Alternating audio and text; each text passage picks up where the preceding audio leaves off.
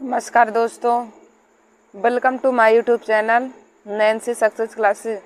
दोस्तों, आशा करती हूँ कि आप सभी लोग मस्त मज़ेदार और स्वस्थ होंगे। तो दोस्तों, आज मैं आप सभी लोगों को मैथ में लाभ और हानि, प्रॉफिट एंड लॉस चैप्टर के महत्वपूर्ण फार्मूले, परिभाषा और कुछ इम्पॉर्टेंट क्वेश्चन सॉल्व कराऊंगी दोस्तों, जो हर कंपटीशन की परीक्षाओं में पूछे जाते हैं। तो दोस्तों, आज मैंने प्रॉफिट एंड लॉस चैप्टर से को लिया है। तो देखिए दोस्तों, प्रॉफिट एंड लॉस, तो देखिए दोस्तों, इसमें दिया रहता है लाभ और हानि में हमारा दिया है क्रय मूल्य। तो दोस्तों, हम जानेंगे क्रय मूल्य किसे कहते हैं, विक्रय मूल्य किसे कहते हैं, और व्यक्ति को लाभ कब होता है और व्यक्ति को हानि कब होता है। तो देखिए दोस्तों, क्रय मूल्य किसे कहते हैं, तो कोई वस्तु जिस मूल्य पर खरीदी जाती है उसे क्रय मूल्य कहते हैं। क्रय मूल्य की परिभाषा हो जाएगा, कोई वस्तु जिस मूल्य पर खरीदी जाती है उसे क्रय मूल्य कहते हैं।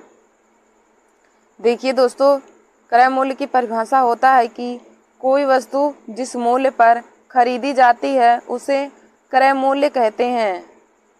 हमारा अगला है क्रय मूल्य को देखिए दोस्तों, इंग्लिश में कॉस्ट प्राइस कहते हैं। क्रय मूल्य को कॉस्ट प्राइस कहते हैं। और क्रय मूल्य की परिभाषा होता है, कोई वस्तु जिस मूल्य पर खरीदी जाती है उसे क्रय मूल्य कहते हैं। फिर हमारा अगला है विक्रय मूल्य। विक्रय मूल्य यानी कि सेलिंग प्राइस। विक्रय मूल्य को सेलिंग प्राइस भी कहते हैं। तो इसकी परिभाषा हो जाएगा दोस्तों, कोई वस्तु जिस मूल्य पर बेची जाती है, कोई वस्तु जिस मूल्य पर बेची जाती है उसे विक्रय मूल्य कहते हैं। कोई वस्तु जिस मूल्य पर बेची जाती है उसे विक्रय मूल्य कहते हैं। देखिए दोस्तों, जैसे रामू एक साइकिल को 100 रुपये में खरीद कर 120 रुपये में बेचता है। श्यामू एक साइकिल को 100 रुपये में खरीद कर 120 रुपये में बेचता है। तो इसमें हमें क्रय मूल्य और विक्रय मूल्य पता करना है। तो देखिए दोस्तों, तो हम जिस मूल्य पर वस्तु को खरीदते हैं वह मूल्य क्रय मूल्य कहलाता है, और जिस मूल्य पर वस्तु को बेचते हैं वह मूल्य हमारा विक्रय मूल्य कहलाता है। तो श्यामू एक साइकिल को 100 रुपये में खरीद रहा है, तो 100 रुपये हमारा क्रय मूल्य हो जाएगा। 100 रुपये श्यामू का क्रय मूल्य हो जाएगा, और 120 रुपये में वह वस्तु को बेच रहा है, तो 120 रुपये श्यामू का विक्रय मूल्य हो जाएगा। और दोस्तों, 100 रुपये में जब खरीद कर 120 रुपये में बेचेगा तो उसे लाभ ही होगा। फिर हमारा अगला है टॉपिक लाभ है। तो देखिए दोस्तों, जब विक्रय मूल्य का मान क्रय मूल्य से बड़ा हो, जब विक्रय मूल्य का मान क्रय मूल्य से बड़ा हो तो विक्रेता को लाभ होता है। फिर हमारा अगला है हानि। जब विक्रय मूल्य का मान क्रय मूल्य से छोटा हो तो विक्रेता को हानि होता है। देखिए दोस्तों, जैसे श्यामू एक साइकिल को 100 रुपये में खरीद कर 120 रुपये में बेच रहा है, 100 रुपये में खरीद कर। देखिए दोस्तों, जैसे यहाँ पे मैंने लिया है, जैसे है श्यामू एक साइकिल को 100 रुपये में खरीद रहा है, 100 रुपये में खरीद रहा है, और 120 रुपये में बेच रहा है। तो देखिए दोस्तों, 100 रुपये हमारा कॉस्ट प्राइस यानी कि क्रय मूल्य हो जाएगा, और 120 रुपये में बेच रहा है तो यह सेलिंग प्राइस हो जाएगा। तो 100 रुपये हमारा क्रय मूल्य हो जाएगा, और 120 रुपये हमारा विक्रय मूल्य हो जाएगा। और अब हमें लाभ निकालना है। तो दोस्तों, जब कोई भी व्यक्ति 100 रुपये की वस्तु को 120 रुपये में बेचेगा तो हमें 20 रुपये का लाभ होगा। तो लाभ निकालने के लिए विक्रय मूल्य माइनस क्रय मूल्य हो जाता है, विक्रय मूल्य माइनस क्रय मूल्य। या फिर देखिए दोस्तों, जब 100 रुपये की वस्तु को हम 120 रुपये में बेचेंगे तो हमें 20 रुपये का लाभ होगा। तो 20 रुपये हमारा लाभ हो जाएगा। यदि हानि निकालना है तो जैसे देखिए दोस्तों, हम एक क्वेश्चन लेते हैं। जैसे राम एक पुस्तक को 220 रुपये में खरीद कर 200 रुपये में बेच रहा है। राम एक पुस्तक को 220 रुपये में खरीद कर 200 रुपये में बेच रहा है, तो उसे देखिए दोस्तों 20 रुपये की हानि होगा। रामू जब 220 रुपये में वस्तु को खरीदा और 200 रुपये में उसे बेचेगा तो 20 रुपये की हानि होगी ना।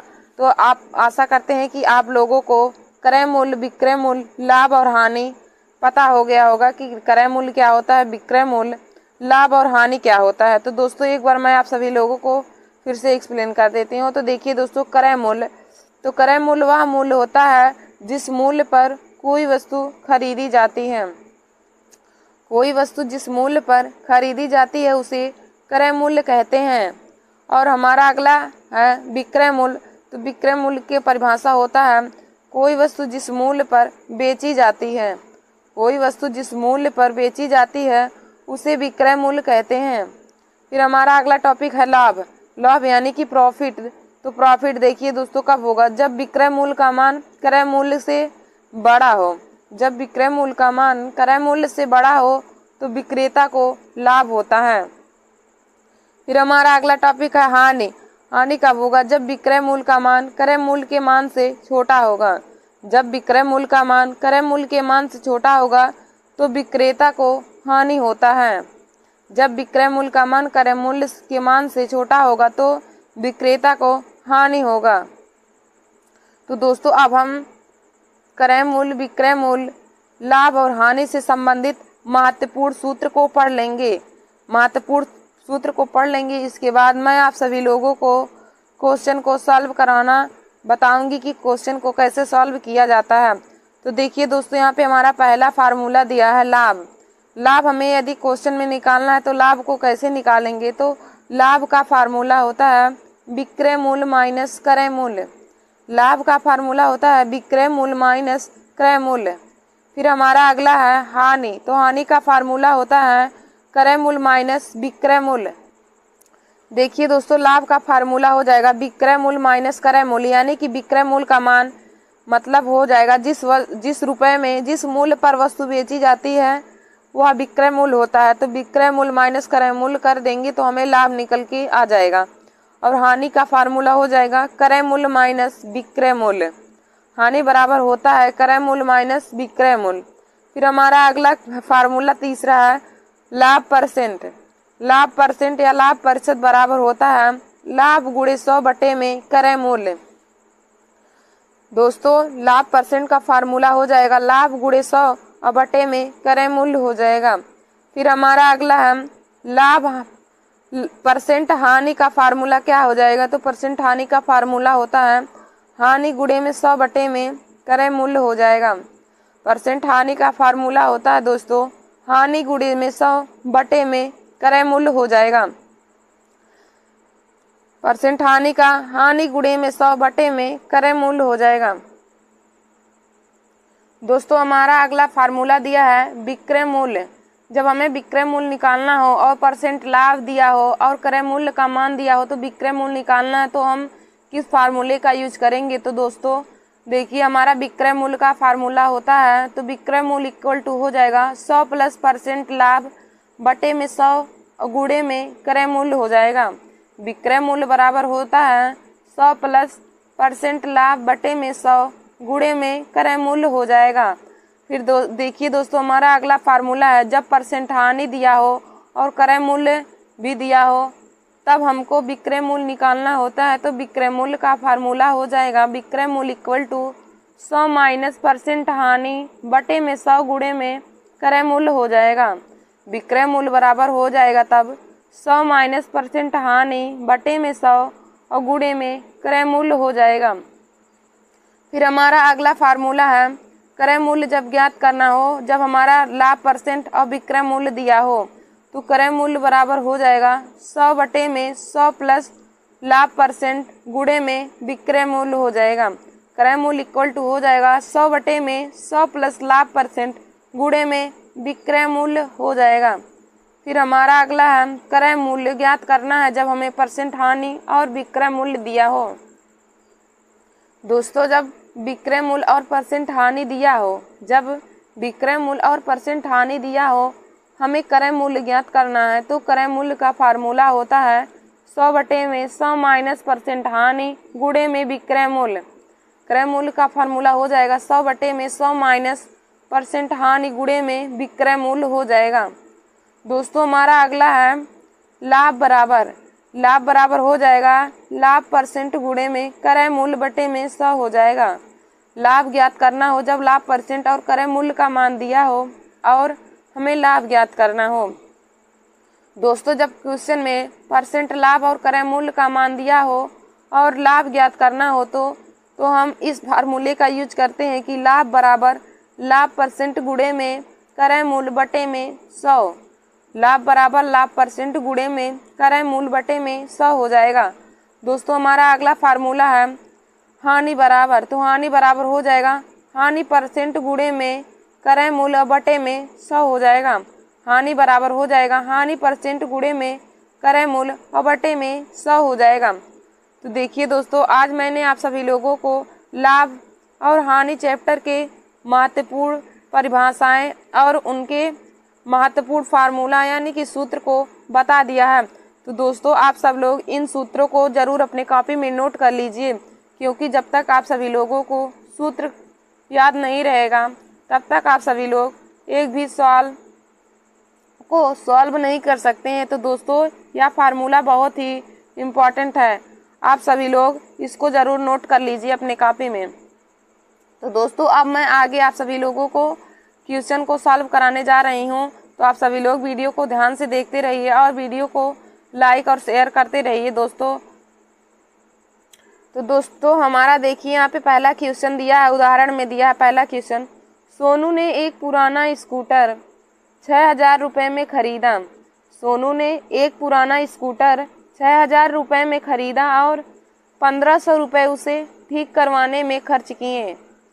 यदि उसने उसे 8400 रुपये में बेचा हो तो उसका लाभ परसेंट अथवा हानि परसेंट ज्ञात कीजिए।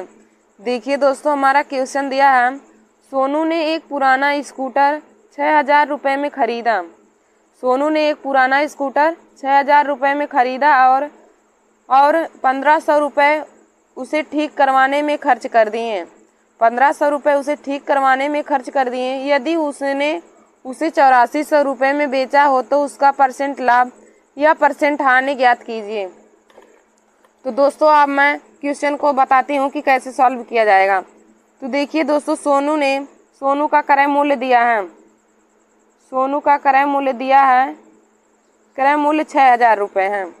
वह स्कूटर को 6,000 रुपये में खरीदता है और मरम्मत में 1,500 रुपये लगाता है। मरम्मत में 1,500 रुपये लगाता है और दोस्तों उसका विक्रय मूल्य यानी कि सेलिंग प्राइस दिया हम 8400 रुपये और सोनू उसे 8400 रुपये में बेच देता है। तो हमें परसेंट लाभ अथवा परसेंट हानि जो भी होगा उसी को ही ज्ञात करना है। तो देखिए दोस्तों सोनू जब स्कूटर को इतने में खरीदेगा और मरम्मत में इतना लगवा देगा तो हमारा क्रय मूल्य निकल के आ जाएगा। तो अब हम लिखेंगे पहले क्रय मूल्य बराबर क्रय मूल्य हमारा हो जाएगा 6,000 प्लस 1,500। 6,000 प्लस 1,500 बराबर हो जाएगा 7,500 रुपये हमारा क्रय मूल्य हो जाएगा और हमारा विक्रय मूल्य 8400 रुपये दिया ही है। अब आप ही लोग देखिए दोस्तों जब कोई भी व्यक्ति किसी भी वस्तु को 7,500 में खरीदेगा और उसे 8400 रुपये में बेच देगा तो उसे लाभ होगा कि हानि। तो देखिए दोस्तों जब 7,500 में खरीद कर 8400 रुपये में बेचेगा तो उसे लाभ होगा ना, क्योंकि विक्रय मूल्य का मान क्रय मूल्य के मान से बड़ा है। तो हमने आप सभी लोगों को अभी ही बताया था कि लाभ कब होता है, जब विक्रय मूल्य का मान क्रय मूल्य के मान से बड़ा होता है तो वस्तु पर लाभ होता है।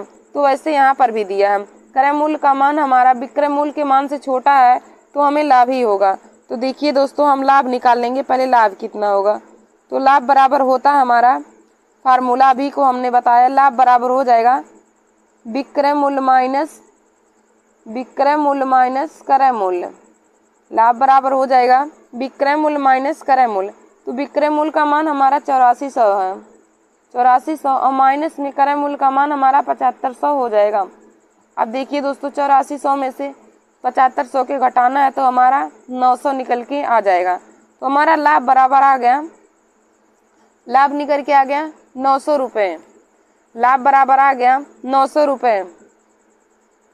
अब हमें परसेंट लाभ या हानि ज्ञात करना है। तो देखिए दोस्तों, हमें यहाँ पे लाभ हुआ है ना, तो परसेंट लाभ निकालेंगे। तो परसेंट लाभ बराबर हो जाएगा, परसेंट लाभ का फार्मूला होता है लाभ गुणे में 100 बटे में क्रय मूल्य हो जाएगा। लाभ गुणे में 100 बटे में क्रय मूल्य हो जाएगा। तो लाभ हमारा दोस्तों 900 निकल के आ गया, और गुणे में 100 और क्रय मूल्य का मान हमारा 7500 रुपये है। क्रय मूल्य हमारा 7500 रुपये है। 2 जीरो से 2 जीरो कट जाएगा। देखिए दोस्तों, 25 चौके 100 और 25 तियाँ 75, 3 एक कम 3 और 3 त्रिका 9, 3 चौक 12 हो जाएगा। तो परसेंट लाभ हमारा निकल के आ गया, परसेंट लाभ बराबर आ गया 12%। परसेंट लाभ निकल के आ गया 12%। यही हमारा इस क्वेश्चन का राइट आंसर हो गया। देखिए दोस्तों, हमें परसेंट लाभ निकालना था, तो परसेंट लाभ हमारा 12% निकल के आ गया। देखिए दोस्तों, हमारा क्वेश्चन में क्या दिया था कि सोनू ने एक पुराना स्कूटर 6000 रुपये में खरीदा और उसे 1500 रुपये ठीक करवाने में खर्च किए।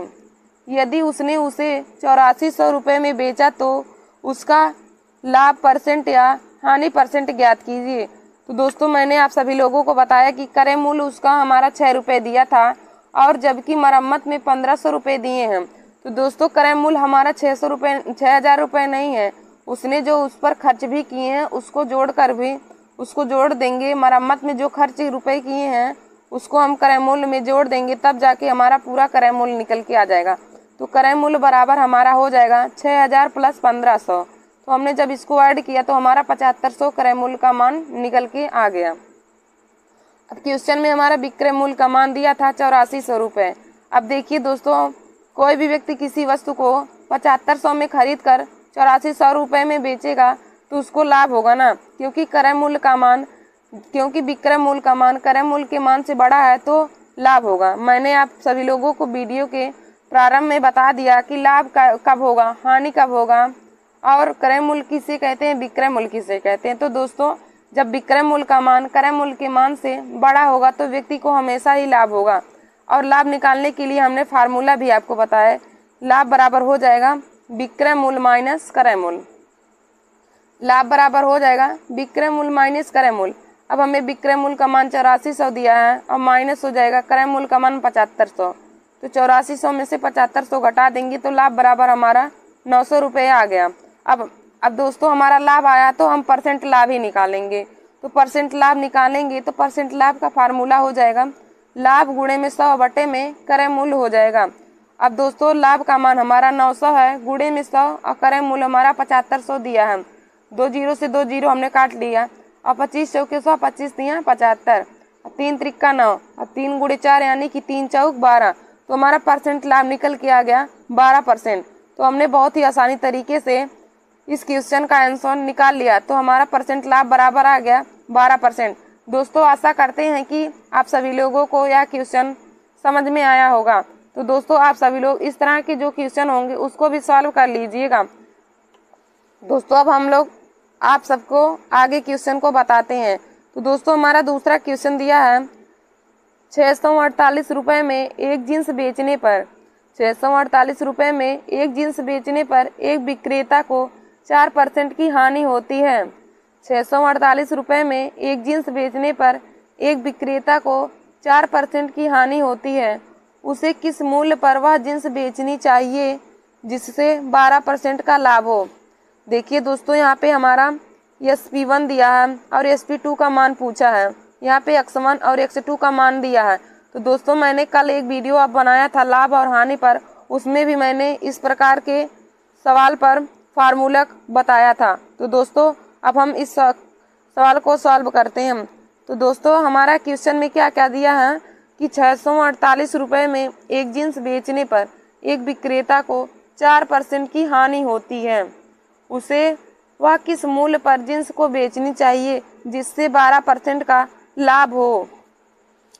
तो देखिए दोस्तों, यहाँ पर हमारा किस फार्मूले का यूज होगा। तो दोस्तों, मैंने आप सभी लोगों को कल बताया था, जब किसी वस्तु को 2 बार बेची जाए और एक बार परसेंट लाभ एक बार परसेंट हानि हो तो फार्मूले का यूज करते हैं। तो होता है SP1 upon SP2 equal to 100 plus minus x1 बटे में 100 प्लस माइनस x2 होता है।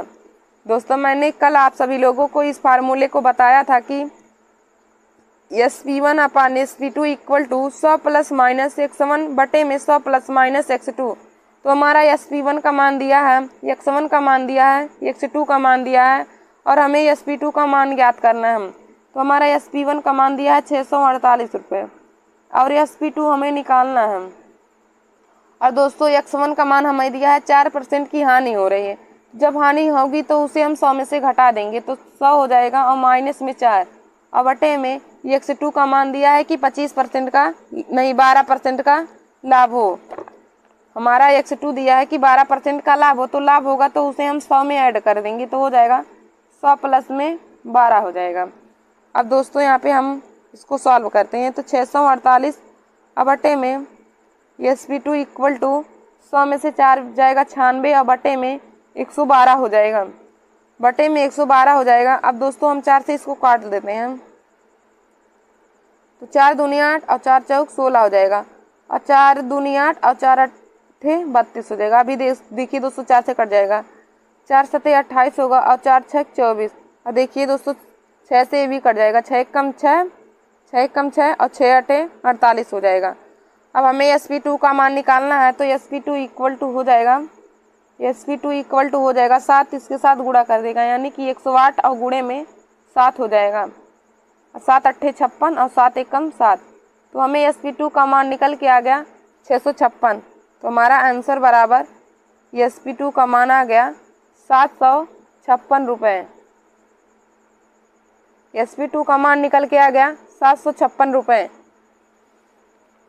तो देखिए दोस्तों हमारा इसमें भी SP2 का मान निकल के आ गया 756 रुपये और मैंने आप सभी लोगों को सॉल्व कराया उसमें भी SP2 का मान 756 रुपये आया है। तो देखिए दोस्तों जब क्वेश्चन इस प्रकार का दिया हो कि किसी वस्तु को 2 बार बेचा जाए और एक बार लाभ एक बार हानि हो या फिर दोनों बार लाभ या फिर दोनों बार हानि हो तो हम इसी फार्मूले का यूज करते हैं। SP1 upon SP2 equal to 100 plus minus x1 बटे में 100 प्लस माइनस x2 हो जाएगा। तो हमें SP1 का मान क्वेश्चन में दिया है 648 रुपये और SP2 का मान हमें निकालना है। x1 का मान हमें 4% की हानि हो रही है। तो देखिए दोस्तों जब हानि होगा तो उसे हम 100 में से घटा देंगे और जब लाभ होगा तो उसे हम 100 में ऐड कर देंगे। तो हमें क्वेश्चन में 4% की हानि हो रही है तो 100 माइनस 4 लिख देंगे और 12% का लाभ हो रहा है तो 100 प्लस 12 हो जाएगा। अब यहाँ पे आगे हो जाएगा 648 बटे SP2 इक्वल टू 96 बटे 112 हो जाएगा। अब दोस्तों हम इसे 4 से काट देंगे तो 4 दूनी 8 हो जाएगा और 4 चौक 16 हो जाएगा, बटे में 4 दूनी 8 और 4 अट्ठे 32। फिर काटेंगे 4 से तो 4 छः 24 हो जाएगा और 4 सत्ते 28। देखिए दोस्तों 648 को 6 से काट देंगे तो 108 आ जाएगा। अब SP2 का हमें मान निकालना है तो SP2 इक्वल टू हो जाएगा 108 गुणे में 7। अब 108 में 7 का गुणा करेंगे तो हमारा SP2 का मान निकल के आ जाएगा 756 रुपये।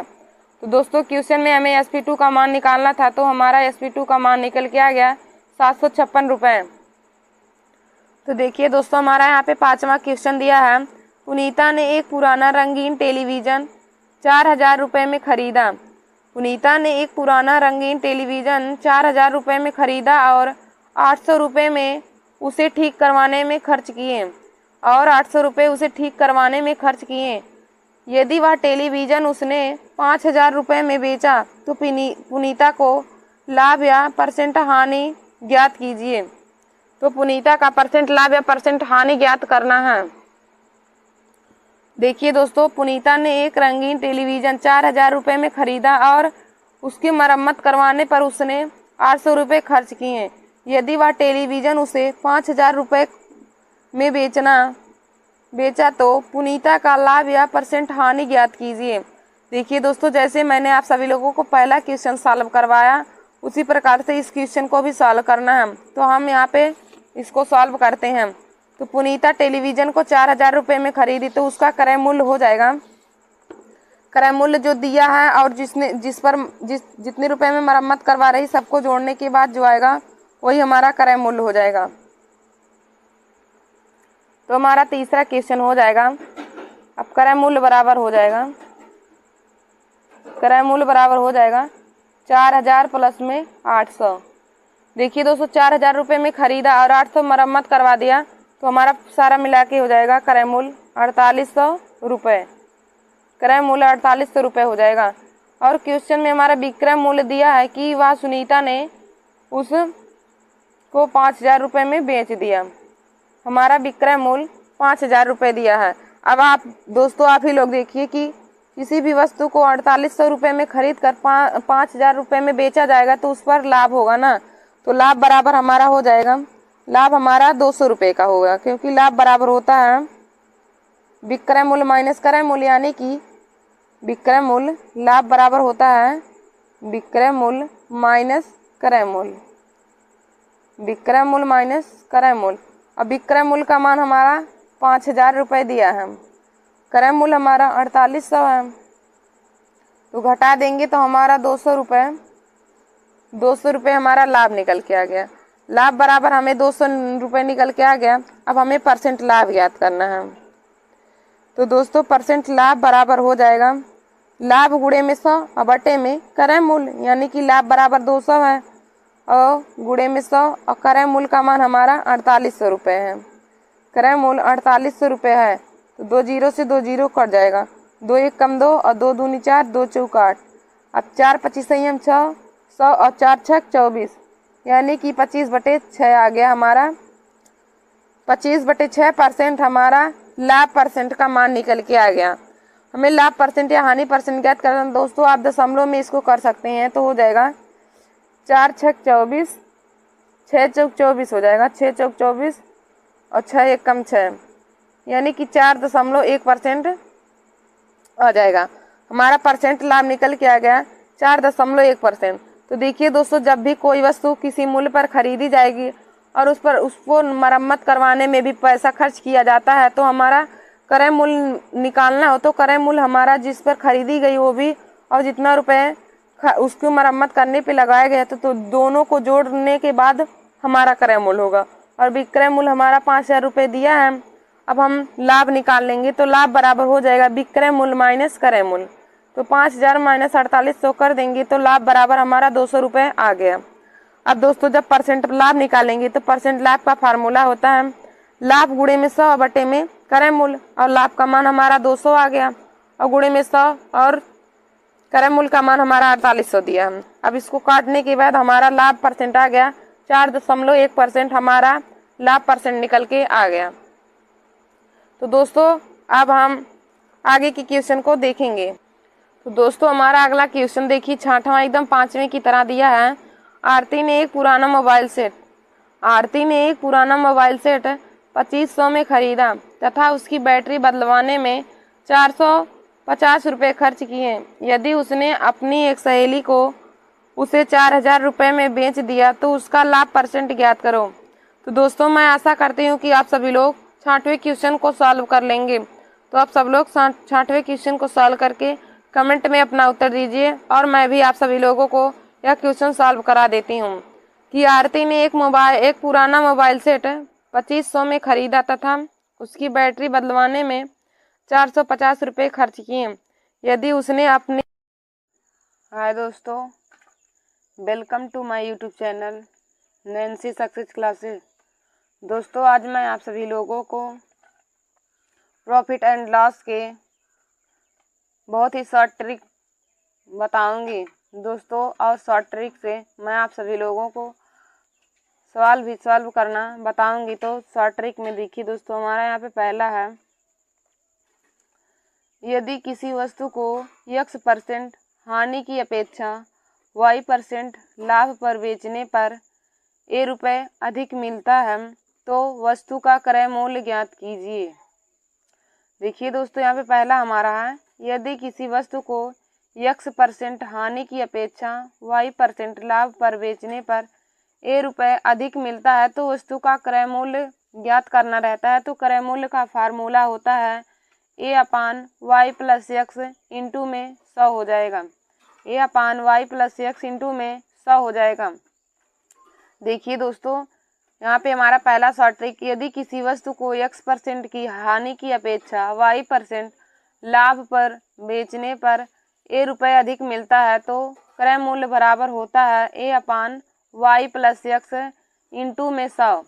तो देखिए दोस्तों यहाँ पे एग्जाम्पल भी दिया है, यदि किसी वस्तु को 5% हानि की अपेक्षा 10% लाभ पर बेचने पर 50 रुपये अधिक मिलते हैं तो वस्तु का क्रय मूल्य ज्ञात कीजिए।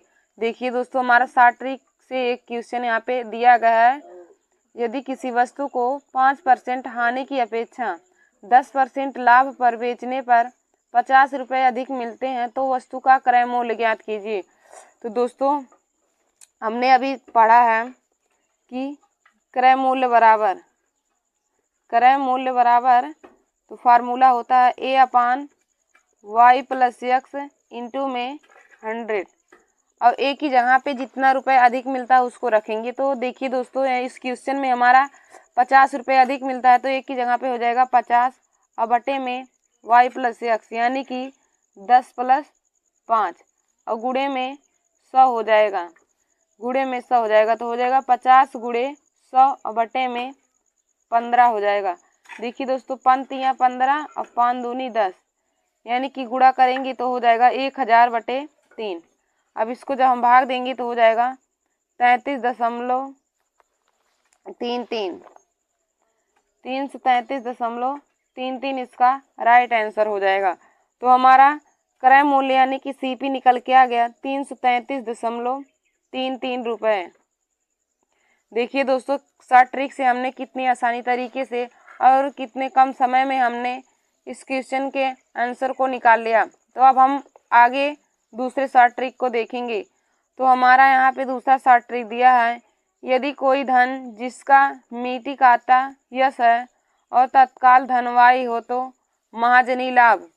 देखिए दोस्तों यहाँ उतना इम्पोर्टेंट नहीं है। फिर हमारा अगला है यहाँ पे तीसरा दिया है, यदि x रुपये की वस्तु को y% के लाभ या हानि पर बेचा जाता है तो वस्तु का विक्रय मूल्य का फार्मूला होता है। यदि x रुपये की वस्तु को y% के लाभ या हानि पर बेचा जाता है तो विक्रय मूल्य का फार्मूला होता है x × 100 ± y/100। देखिए दोस्तों विक्रय मूल्य का फार्मूला हो जाएगा x × 100 ± y/100 हो जाएगा। तो यहाँ पे उदाहरण में एक क्वेश्चन दिया है, 400 रुपये की वस्तु को कितने रुपए में बेचा जाए कि 10% का लाभ हो। दोस्तों यहाँ पे दिया है 450 रुपये की वस्तु को कितने रुपए में बेचा जाए कि 10% का लाभ हो। तो देखिए दोस्तों हम लोग दूसरा यहाँ पे सॉल्व करेंगे। तो हमें क्या ज्ञात करना है, हमें यहाँ पे दिया है कितने में बेचा जाए यानी कि विक्रय मूल्य ज्ञात करना है। तो हमारा विक्रय मूल्य बराबर हो जाएगा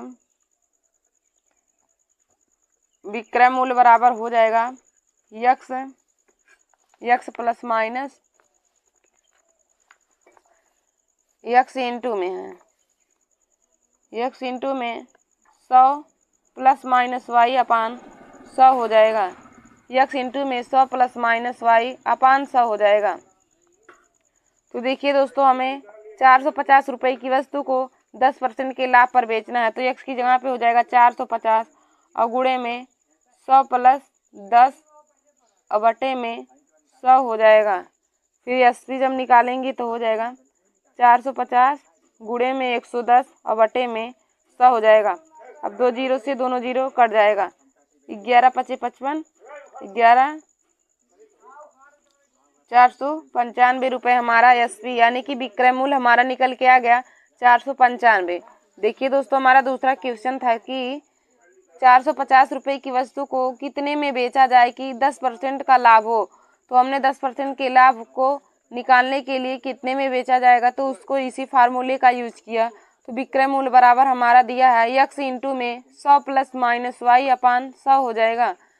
तो हमने देखी दोस्तों कितनी आसानी तरीके से दूसरे क्वेश्चन का भी आंसर निकाल लिया। तो हमारा दूसरे शॉर्ट ट्रिक से निकल के आ गया 495 रुपये। फिर हमारा अगला देखिए यहाँ पे दोस्तों फार्मूला दिया है परसेंट लाभ और परसेंट हानि का। तो दोस्तों परसेंट लाभ और परसेंट हानि का फार्मूला लगभग सभी स्टूडेंट जानते होंगे। तो परसेंट लाभ का फार्मूला होता है लाभ × 100 बटे में क्रय मूल्य। परसेंट लाभ का फार्मूला होता है लाभ गुणे में 100 बटे में क्रय मूल्य, और परसेंट हानि का फार्मूला होता है हानि गुणे 100 और बटे में क्रय मूल्य। देखिए दोस्तों, और लाभ निकालने के लिए हम लोग विक्रय मूल्य में से क्रय मूल्य को घटा देंगे तो हमारा लाभ निकल जाएगा, और हानि निकालने के लिए क्रय मूल्य में से विक्रय मूल्य को घटा देंगे तो हानि निकल जाएगा। और परसेंट हानि निकालने के लिए हानि गुणे 100 बटे में क्रय मूल्य, और परसेंट लाभ निकालने के लिए लाभ गुणे में 100 बटे में क्रय मूल्य हो जाएगा। तो दोस्तों देखिए, यहाँ पर भी एक क्वेश्चन दिया है, मोहन किसी वस्तु को 100 रुपये में खरीद कर 80 रुपये में बेचता है तो उसका हानि परसेंट बताइए। देखिए दोस्तों, हमारा तीसरा है, हमारा क्रय मूल्य दिया है, क्रय मूल्य 100 रुपये है, क्रय मूल्य 100 रुपये दिया है और विक्रय मूल्य 80 रुपये दिया है, विक्रय मूल्य 80 रुपये दिया है, और हमें परसेंट हानि ज्ञात करना है, परसेंट हानि निकालना है।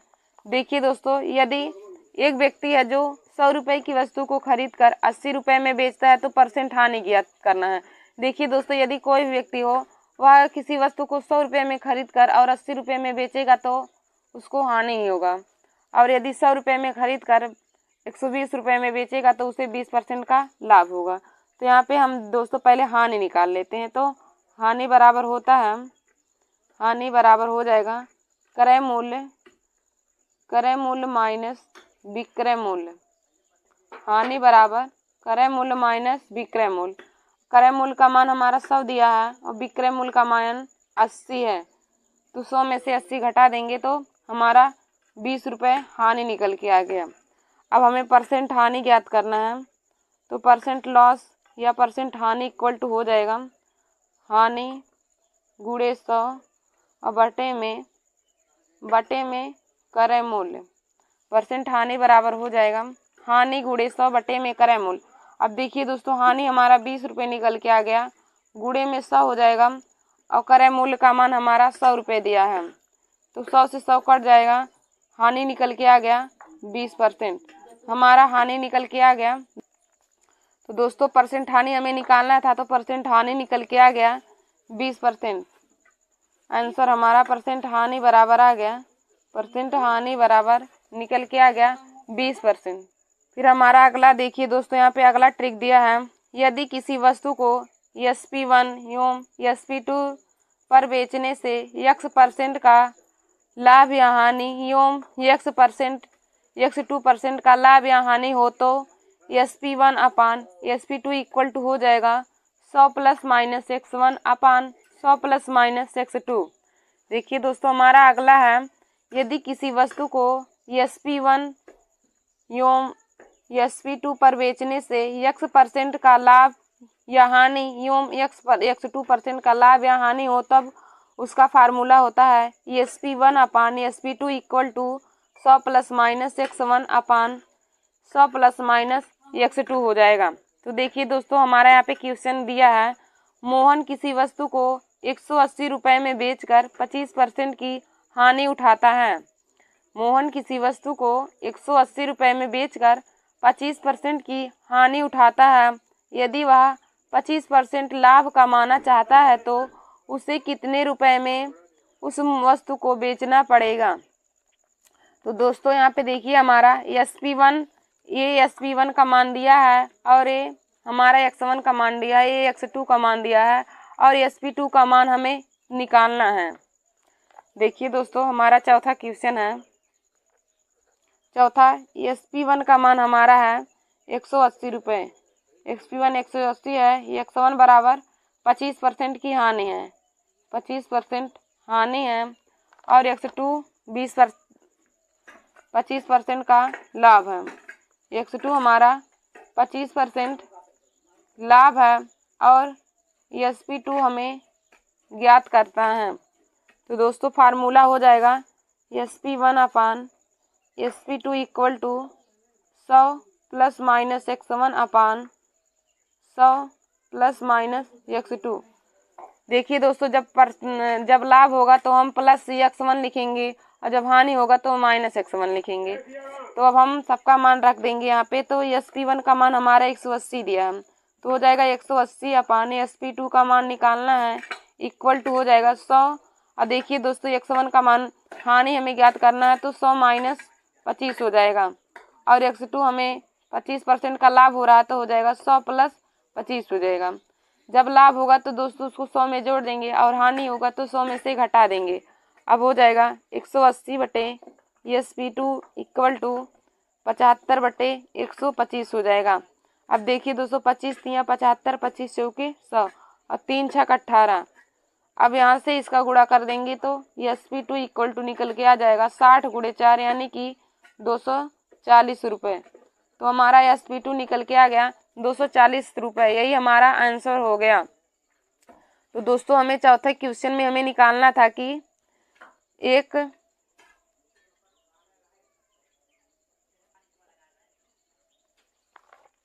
देखिए दोस्तों मिस्टेक हो गया कि यहाँ 25 25 125 होगा, हम भूल के 25 चौके 100 काट दें। 25 25 125 और 60 में 5 का गुणा करेंगे तो 300 हो जाएगा।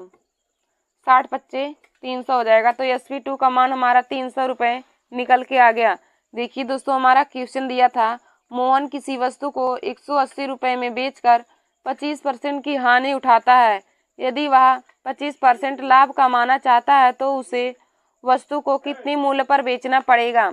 यही हमारा क्वेश्चन था। तो दोस्तों हमने सभी का मान लिख लिया और हमें निकालना था तो फार्मूले से हम यूज करेंगे। तो हमारा फार्मूला दिया था SP1 upon SP2 equal to 100 plus minus x1 upon 100 plus minus x2। SP1 का मान हमारा 180 दिया है और SP2 का मान हमें निकालना है और x1 हमारा 25% की हानि दिया है तो 100 में से उसको घटा देंगे तो हो जाएगा 100 माइनस 25। और x2 का मान 25% लाभ है तो 100 प्लस 25 हो जाएगा। तो हो जाएगा आगे 180 बटे SP2 इक्वल टू 75 बटे 125। अब हम 25 से काट देंगे तो 25 या 75 और 25 25 125। SP2 का मान निकालना है तो 60 गुणे 5 हो जाएगा। तो 60 गुणे 5 करेंगे तो 300 हमारा SP2 का मान निकल के आ गया। तो हमारा आंसर बराबर हो गया SP2 का मान 300 रुपये। तो देखिए दोस्तों अब हम लोग आगे की क्वेश्चन को देखते हैं। फिर हमारा अगला टॉपिक है, फिर हमारा अगला दिया है यदि किसी वस्तु को x रुपये में बेचने पर y% का लाभ या हानि हो तो वस्तु का क्रय मूल्य। तो वस्तु का क्रय मूल्य का फार्मूला दिया है x गुणे 100 बटे में 100 प्लस माइनस y। x गुणे में 100 बटे 100 प्लस माइनस y। देखिए दोस्तों दिया यदि किसी वस्तु को x रुपये में बेचने पर y% का लाभ या हानि हो तो वस्तु का क्रय मूल्य।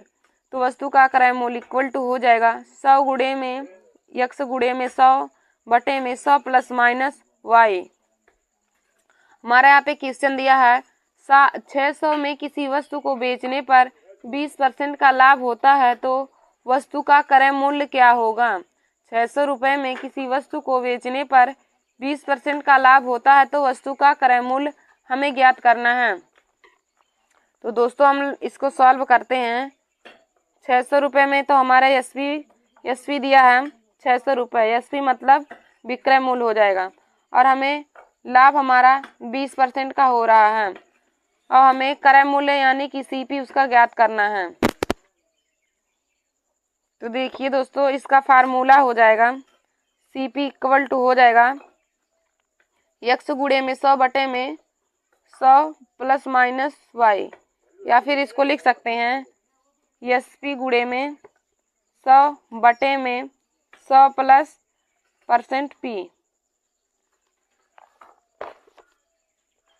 तो जब आगे सॉल्व करें तो दोस्तों हमारा हो जाएगा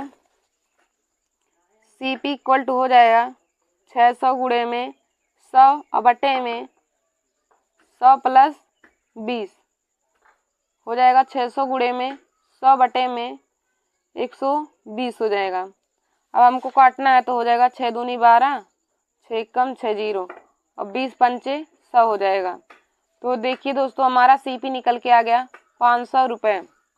सीपी बराबर क्रय मूल्य बराबर हमारा 500 रुपये आ गया। तो दोस्तों इसको भी हमने बहुत ही आसानी ट्रिक की सहायता से ज्ञात कर लिया। फिर अब हम लोग आगे देखेंगे। हमारा अगला है यदि किसी वस्तु को ए रुपए में बेचने पर प्राप्त लाभ उसे बी रुपए में बेचने पर उठाए गए हानि का n गुना है तो क्रय मूल्य बराबर। तो क्रय मूल्य का फार्मूला है n इंटू बी प्लस ए अपान n प्लस ए। देखिए दोस्तों हमारा ट्रिक है, यदि किसी वस्तु को ए रुपए में बेचने पर प्राप्त लाभ उसे बी रुपए में बेचने पर उठाए गए हानि का n गुना है तो वस्तु का क्रय मूल्य का फार्मूला दिया है n इंटू बी प्लस ए अपान n प्लस 1 हो जाएगा। देखिए दोस्तों यहाँ पे हमारा क्वेश्चन भी दिया है, किसी वस्तु को 200 रुपये में बेचने पर प्राप्त लाभ उसे 50 रुपये पर उठाई गई हानि का 5 गुना है तो वस्तु का क्रय मूल्य बताइए। हमारा यहाँ क्वेश्चन दिया है, किसी वस्तु को 200 रुपये में बेचने पर प्राप्त लाभ उसे 50 रुपये पर उठाई गई हानि का n गुना है तो वस्तु का क्रय मूल्य ज्ञात कीजिए। तो देखिए दोस्तों क्रय मूल्य का फार्मूला हो जाएगा, क्रय मूल्य बराबर हो जाएगा n इंटू बी प्लस ए अपान n प्लस 1। और हमारा यहाँ पे b का मान हमारा दिया है 50 रुपये और a का मान है 200 रुपये और n का मान 5 गुना है और b का मान हमारा 50 रुपये है और a का मान 200 हो जाएगा और बटे में 5 प्लस 1 हो जाएगा। दोस्तों हो जाएगा 250 प्लस 200 अपान 6 हो जाएगा, यानी कि 450 बटे में 6। इसी को काटना है तो 6 सते 42 और 6 पंचे 30। तो हमारा क्रय मूल्य निकल के आ गया 75 रुपये। तो क्रय मूल्य बराबर हो जाएगा 75 रुपये निकल के आ गया। तो देखिए दोस्तों हमने छांटे क्वेश्चन को भी आसानी ट्रिक की सहायता से सॉल्व कर लिया तो हमारा क्रय मूल्य निकल के आ गया 75 रुपये। दोस्तों आप सब लोग सभी फार्मूले को और सभी ट्रिक को बहुत अच्छी तरीके से अपने कॉपी में नोट कर लीजिएगा, क्योंकि यहाँ जो हमारा 2025 में SSGD का पेपर होने वाला है और NTPC और सभी कंपटीशन की परीक्षा में जिसमें मैथ पूछे जाते हैं उन सभी के लिए बहुत ही इम्पोर्टेंट है। तो आप 60 ट्रिक जाने रहेंगे तभी कम समय में अधिक क्वेश्चन को सॉल्व कर सकते हैं। तो दोस्तों यहाँ पे देखिए दिया था हमारा, यदि किसी वस्तु को ए रुपये में बेचने पर प्राप्त लाभ उसे बी रुपये में बेचने पर उठाई गई हानि का n गुना है तो क्रय मूल्य का फार्मूला होता है n इंटू बी प्लस ए अपान n प्लस 1 होता है। n इंटू बी प्लस ए अपान n प्लस 1 हो जाएगा इसका फार्मूला। दोस्तों अब हम लोग आगे की ट्रिक को देखते हैं। तो हमारा अगला ट्रिक है, कोई वस्तु x% लाभ पर बिकती है, यदि ए रुपये में अधिक बिकती है तो y% का लाभ होता है तो वस्तु का क्रय मूल्य बराबर। तो वस्तु का क्रय मूल्य बराबर यहाँ पे फार्मूला दिया है a upon Y minus x गुणे में 100 है। देखिए दोस्तों यहाँ पे हमारा क्वेश्चन भी दिया है। दोस्तों अभी इसी फार्मूले से हम लोग ऊपर एक क्वेश्चन को सॉल्व किए हैं उसमें, लेकिन देखिए दोस्तों जब दोनों जगह पे लाभ होगा तो घटा देंगे या फिर दोनों जगह हानि होगा तब भी घटा देंगे, लेकिन जब एक जगह लाभ और एक जगह हानि होगा तो हम उसे ऐड कर देंगे। तो यहाँ पे दोनों जगह पे लाभ दिया है तो हम घटा देंगे, लेकिन फार्मूले उसी का ही यूज करेंगे। तो यहाँ पे क्वेश्चन दिया है, कोई वस्तु 6% लाभ पर बिकती है, इस वस्तु को अगर 25 रुपये अधिक में बेचा जाता है तो 11% का लाभ होता है, तो वस्तु का क्रय मूल्य बताइए। हमारा दिया है क्वेश्चन में, कोई वस्तु 6% लाभ पर बिकती है, इस वस्तु को अगर 50 रुपये अधिक में बेचा जाता है तो 11% का लाभ होता है, तो वस्तु का क्रय मूल्य ज्ञात कीजिए। तो दोस्तों हो जाएगा, क्रय मूल्य हमें ज्ञात करना है तो क्रय मूल्य बराबर हो जाएगा a upon Y minus x गुणे में 100 हो जाएगा और a का मान हमारा 50 रुपये है। 50 बटे हो जाएगा 11 माइनस 5 और गुणे में 100 हो जाएगा। अब हो जाएगा 50 गुणे में 100 बटे में, यहाँ पे 6 दिया है इसका मान, यहाँ पे 11 माइनस 6 है, 6 में से 5 आ जाएगा, 5 कम 5 अब 15 50, यानी कि हमारा क्रय मूल्य निकल के आ गया 1000 रुपये। तो दोस्तों सीपी का मान निकल के आ गया 1000 रुपये, यही हमारा आंसर हो गया। क्रय मूल्य बराबर निकल के आ गया 1000 रुपये। यहाँ पे हमारा क्वेश्चन था। देखिए दोस्तों, जब दोनों जगह पे लाभ होगा तो हम उसको घटा देंगे, या फिर दोनों जगह हानि होगा तब भी घटा देंगे, लेकिन जब एक जगह लाभ और एक जगह हानि होगा तो हम उसको ऐड कर लेंगे। फिर दोस्तों हमारा अगला देखिए ट्रिक दिया है, दो वस्तुओं में से प्रत्येक का विक्रय मूल्य समान है। दो वस्तुओं में से प्रत्येक का विक्रय मूल्य समान है। यदि उनमें से एक को x% लाभ पर तथा दूसरे को x% की हानि पर बेचा जाता है तो परसेंट हानि बराबर होता है x/100 का होल स्क्वायर परसेंट में, या फिर x² 100% हो जाएगा। देखिए दोस्तों, यहाँ पे हमारा दिया है ट्रिक, दो वस्तुओं में से प्रत्येक का विक्रय मूल्य समान है। दो वस्तुओं में से प्रत्येक का विक्रय मूल्य समान है। यदि उनमें से एक को x% के लाभ पर तथा दूसरे को x% की हानि पर बेचा जाता है तो परसेंट हानि का फार्मूला होता है x² 100%। तो देखिए दोस्तों, यहाँ पे क्वेश्चन दिया है, यदि दो समान वस्तु का विक्रय मूल्य समान है और जिनमें से एक को 20% लाभ पर तथा दूसरे को 20% की हानि पर बेचा जाता है तो परसेंट लाभ या परसेंट हानि ज्ञात करो। दो वस्तुओं का विक्रय मूल्य समान है, जिसमें से एक को 20% की लाभ तथा दूसरे को 20% की हानि पर बेचा जाता है तो प्राप्त परसेंट लाभ या हानि ज्ञात करना है। तो दोस्तों परसेंट हानि का फार्मूला दिया है, परसेंट लाभ या परसेंट हानि ज्ञात करना है, तो हम लोग इसे सॉल्व करेंगे तो हो जाएगा। हमारा 8वां दिया है परसेंट हानि। तो दोस्तों आप परसेंट हानि जब देखिए दोस्तों, दो वस्तुओं का विक्रय मूल्य समान होता है और उनमें से एक वस्तु को x% के लाभ और दूसरे वस्तु को x% की हानि पर बेचा जाता है तो हमेशा ही परसेंट हानि होता है। और परसेंट हानि का हमारा फार्मूला होता है, परसेंट हानि का फार्मूला होता है x² 100%। x² 100%। तो x का मान हमारा 20% दिया है तो 20 का स्क्वायर बटे में 100% हो जाएगा। अब 20 का स्क्वायर निकालेंगे तो 400 बटे में 100%, 100 से 4 बार कट जाएगा, यानी कि परसेंट हानि बराबर हमें 4% निकल के आ गया। तो परसेंट हानि हमारा 4% निकल के आ गया, यही आंसर हो गया। तो देखिए दोस्तों, जब दो वस्तुओं का विक्रय मूल्य समान होता है और एक वस्तु को x% लाभ और दूसरे वस्तु को x% की हानि पर बेचा जाता है तो हमेशा ही परसेंट हानि होता है और परसेंट हानि का फार्मूला होता है x² बटे 100%। तो जितने परसेंट का लाभ या हानि होगा एक चीज यहाँ पर उसको रख के हम उसका मान आसानी से निकाल सकते हैं।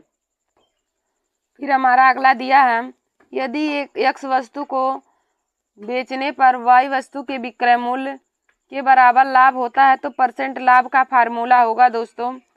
तो परसेंट लाभ का फार्मूला है y/x - y गुणे में 100 हो जाएगा। परसेंट लाभ का फार्मूला हो जाएगा y/x - y गुणे में 100। या फिर देखिए दोस्तों, जब दिया रहता है कि यहाँ पे दिया है, यदि x वस्तु को y में बेचने पर y वस्तु के विक्रय मूल्य के बराबर लाभ हो तो परसेंट लाभ बराबर हो जाएगा y/x - y गुणे में 100 हो जाएगा। दोस्तों यहाँ पे क्वेश्चन दिया है, यदि 10 वस्तुओं को बेचने पर 8 वस्तुओं के विक्रय मूल्य के बराबर लाभ हो तो लाभ परसेंट ज्ञात करो। 10 वस्तुओं को बेचने पर 8 वस्तुओं के विक्रय मूल्य के बराबर लाभ होता है तो लाभ परसेंट हमें ज्ञात करना है। तो हमारा है 10 वस्तु को बेचने पर, यानी कि एसपी हमारा 10 रुपये है और हमें लाभ हमें 8 रुपये का हो रहा है।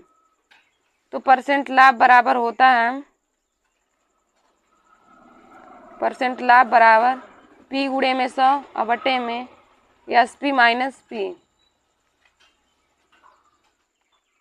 तो परसेंट P हमारा 8 गुणे 100 हो जाएगा और 10 माइनस 8 हो जाएगा। यहाँ पे 8 गुणे में 100 और बटे में 2, 2 1 कम 2, 2 चौक 8 और 4 सौइया में 400 रुपये हमारा निकल के आ गया।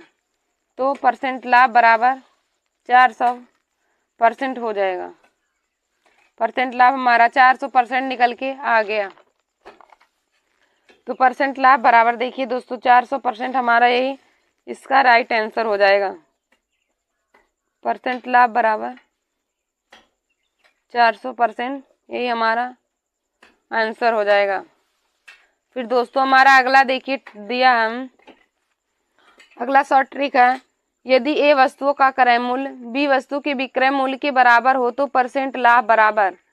देखिए दोस्तों यहाँ पे दिया है ए वस्तु का क्रय मूल्य बी वस्तु के विक्रय मूल्य के बराबर हो तो परसेंट लाभ का फार्मूला होता है ए माइनस बी गुणे में 100/बी हो जाएगा। यदि ए वस्तु का क्रय मूल्य बी वस्तु के विक्रय मूल्य के बराबर हो तो परसेंट लाभ का फार्मूला होता है ए माइनस बी गुणे में 100/बी हो जाएगा।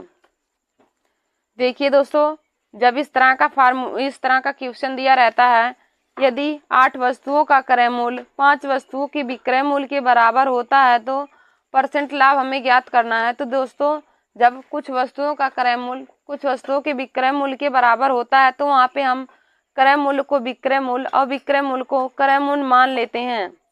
क्रय मूल्य को विक्रय मूल्य और विक्रय मूल्य को क्रय मूल्य मान लेते हैं। तो यहाँ पे दिया है 8 वस्तु का क्रय मूल्य 5 वस्तुओं के विक्रय मूल्य के बराबर है तो परसेंट लाभ ज्ञात। हाय दोस्तों, welcome to my YouTube channel Nancy success classes. दोस्तों मैं आज आप सभी लोगों को मैथ में एसएससी की मोस्ट इम्पॉर्टेंट क्वेश्चन करवाऊंगी। जो देखिए दोस्तों हमारा मार्केट प्राइस यानी कि अंकित मूल्य चैप्टर और डिस्काउंट चैप्टर से लिया गया है। तो हमारा चैप्टर डिस्काउंट है, तो हमने एसएससी के मोस्ट इम्पॉर्टेंट क्वेश्चन को लिया है जो हर बार ही कंपटीशन की परीक्षाओं में पूछे जाते हैं। तो देखिए दोस्तों हमारा यहाँ पे पहला क्वेश्चन दिया है, एक पंखे का अंकित मूल्य 150 रुपये है, उस पर 20% छूट देने पर उसका विक्रय मूल्य हो जाएगा। देखिए दोस्तों हमारा यहाँ पे पहला क्वेश्चन है, एक पंखे का अंकित मूल्य 150 रुपये है तो उस पर 20% छूट देने के बाद उसका विक्रय मूल्य कितना हो जाएगा। तो दोस्तों पहले मैं आप सभी लोगों को आज डिस्काउंट चैप्टर के सभी फार्मूले को लिखवा देती हूँ, उसके बाद आप सभी लोगों के क्वेश्चन को सॉल्व करवाऊंगी। तो देखिए दोस्तों हम फार्मूला लिखते हैं यहाँ पे। तो देखिए दोस्तों हमारा छूट बराबर होता है, छूट बराबर हो जाएगा अंकित मूल्य माइनस विक्रय मूल्य। छूट बराबर अंकित मूल्य माइनस विक्रय मूल्य हो जाएगा। हमारा पहला फार्मूला है छूट बराबर अंकित मूल्य माइनस विक्रय मूल्य। हमारा दूसरा है परसेंट छूट बराबर छूट बराबर छूट गुणे 100 और बटे में मार्केट प्राइस यानी कि अंकित मूल्य हो जाएगा। छूट गुणे 100 बटे में अंकित मूल्य हो जाएगा। हमारा तीसरा फार्मूला है, जब अंकित मूल्य और विक्रय मूल्य दोनों दिया हो तो अंकित मूल्य बराबर होता है दोस्तों, अंकित मूल्य बराबर होता है विक्रय मूल्य गुणे 100 बटे में अंकित मूल्य बराबर होता है विक्रय मूल्य गुणे 100 बटे में 100 माइनस परसेंट छूट, 100 माइनस परसेंट छूट। फिर हमारा चौथा होता है विक्रय मूल्य इक्वल टू विक्रय मूल्य बराबर हो जाएगा अंकित मूल्य गुणे 100 माइनस परसेंट छूट, 100 माइनस परसेंट छूट और बटे में 100 हो जाएगा। दोस्तों हमारे विक्रय मूल्य बराबर अंकित मूल्य गुणे 100 माइनस परसेंट छूट बटे 100। यहाँ से हमने पश्चांतर किया है विक्रय मूल्य निकालने के लिए। तो देखिए दोस्तों हमारा इतना फार्मूला डिस्काउंट चैप्टर के बहुत ही इम्पोर्टेंट है। इतने फार्मूले से हम डिस्काउंट चैप्टर के सभी सवाल को सॉल्व कर सकते हैं। तो देखिए दोस्तों पहला फार्मूला छूट बराबर होता है अंकित मूल्य माइनस विक्रय मूल्य। दोस्तों एक फार्मूला और होता है, जब हमारा अंकित मूल्य छूट और लाभ और विक्रय मूल्य दिया होता है तो होता है अंकित मूल्य बटे क्रय मूल्य, अंकित मूल्य बटे क्रय मूल्य इक्वल टू 100 प्लस या माइनस परसेंट लाभ या हानि। पी का मतलब परसेंट लाभ और एल का मतलब परसेंट लॉस हो जाएगा, और बटे में 100 minus percent discount, 100 minus discount percent या परसेंट डिस्काउंट हो जाएगा दोस्तों। तो देखिए दोस्तों, इतने ही फार्मूले से हम डिस्काउंट चैप्टर के सभी सवाल को सॉल्व कर सकते हैं। तो हमारा यहाँ पे पहला फार्मूला है छूट इक्वल टू होगा, छूट यानी कि डिस्काउंट इक्वल टू अंकित मूल्य माइनस विक्रय मूल्य हो जाएगा। और जब परसेंट छूट निकालना हो तो परसेंट छूट का फार्मूला हो जाएगा छूट गुणे 100 बटे में अंकित मूल्य, छूट गुणे 100 बटे अंकित मूल्य। फिर हमारा तीसरा है अंकित मूल्य इक्वल टू हो जाएगा विक्रय मूल्य गुणे 100 बटे में 100 माइनस परसेंट छूट। अंकित मूल्य इक्वल टू हो जाएगा विक्रय मूल्य गुणे 100 बटे में 100 माइनस परसेंट छूट।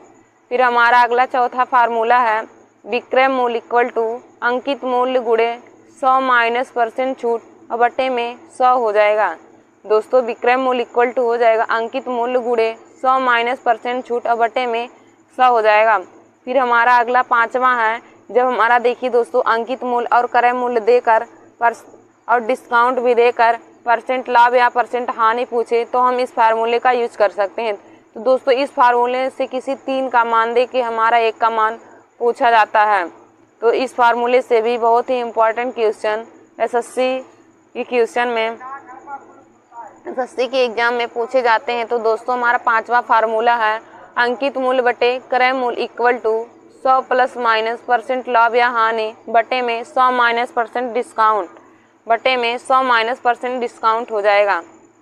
तो देखिए दोस्तों हमारा इतना फार्मूला हो गया। अब हम इसी से क्वेश्चन को सॉल्व करना आप लोग को बताएंगे। तो दोस्तों हमारा देखिए यहाँ पे दिया है अंकित मूल्य से विक्रय मूल्य को ज्ञात करना। तो हमारा पहला क्वेश्चन है एक पंखे का अंकित मूल्य 150 रुपये है, उस पर 20% छूट देने पर उसका विक्रय मूल्य कितना हो जाएगा। तो देखिए दोस्तों हमारा पहला क्वेश्चन यहाँ पे दिया है, हमारा अंकित मूल्य दिया है यानी कि मार्केट प्राइस एमपी हमारा 150 रुपये दिया है, मार्केट प्राइस 150 रुपये है और परसेंट डिस्काउंट बराबर 20% दिया है और हमें विक्रय मूल्य ज्ञात करना है यानी एसपी ज्ञात करना है। तो दोस्तों देखिए हमने आप सभी लोगों को बताया विक्रय मूल्य इक्वल टू अंकित मूल्य गुणे 100 माइनस परसेंट छूट और बटे में 100। तो हम इस क्वेश्चन में इस फार्मूले का यूज करके क्वेश्चन को सॉल्व कर लेंगे। तो हो जाएगा एसपी इक्वल टू अंकित मूल्य एमपी गुणे 100 माइनस परसेंट डिस्काउंट या डिस्काउंट परसेंट और बटे में 100 हो जाएगा।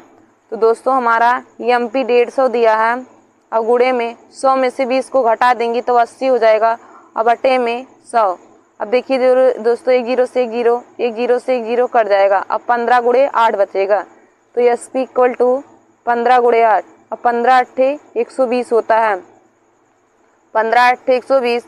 तो दोस्तों हमारा एसपी यानी कि विक्रय मूल्य 120 रुपये निकल के आ गया, विक्रय मूल्य हमारा 120 रुपये निकल के आ गया। तो देखिए दोस्तों हमारा ऑप्शन नंबर सी इसका राइट आंसर हो जाएगा। ऑप्शन नंबर सी हमारा राइट आंसर हो जाएगा कि एक पंखे का अंकित मूल्य 150 रुपये है तो उस पर 20% छूट देने के बाद उसका विक्रय मूल्य कितना होगा। तो हमने कितनी आसानी तरीके से फार्मूले से विक्रय मूल्य को निकाल लिया 120 रुपये। तो इसका राइट आंसर 120 हो जाएगा। तो दोस्तों आप सभी लोग भी इस फार्मूले का यूज करके सवाल को सॉल्व कर सकते हैं।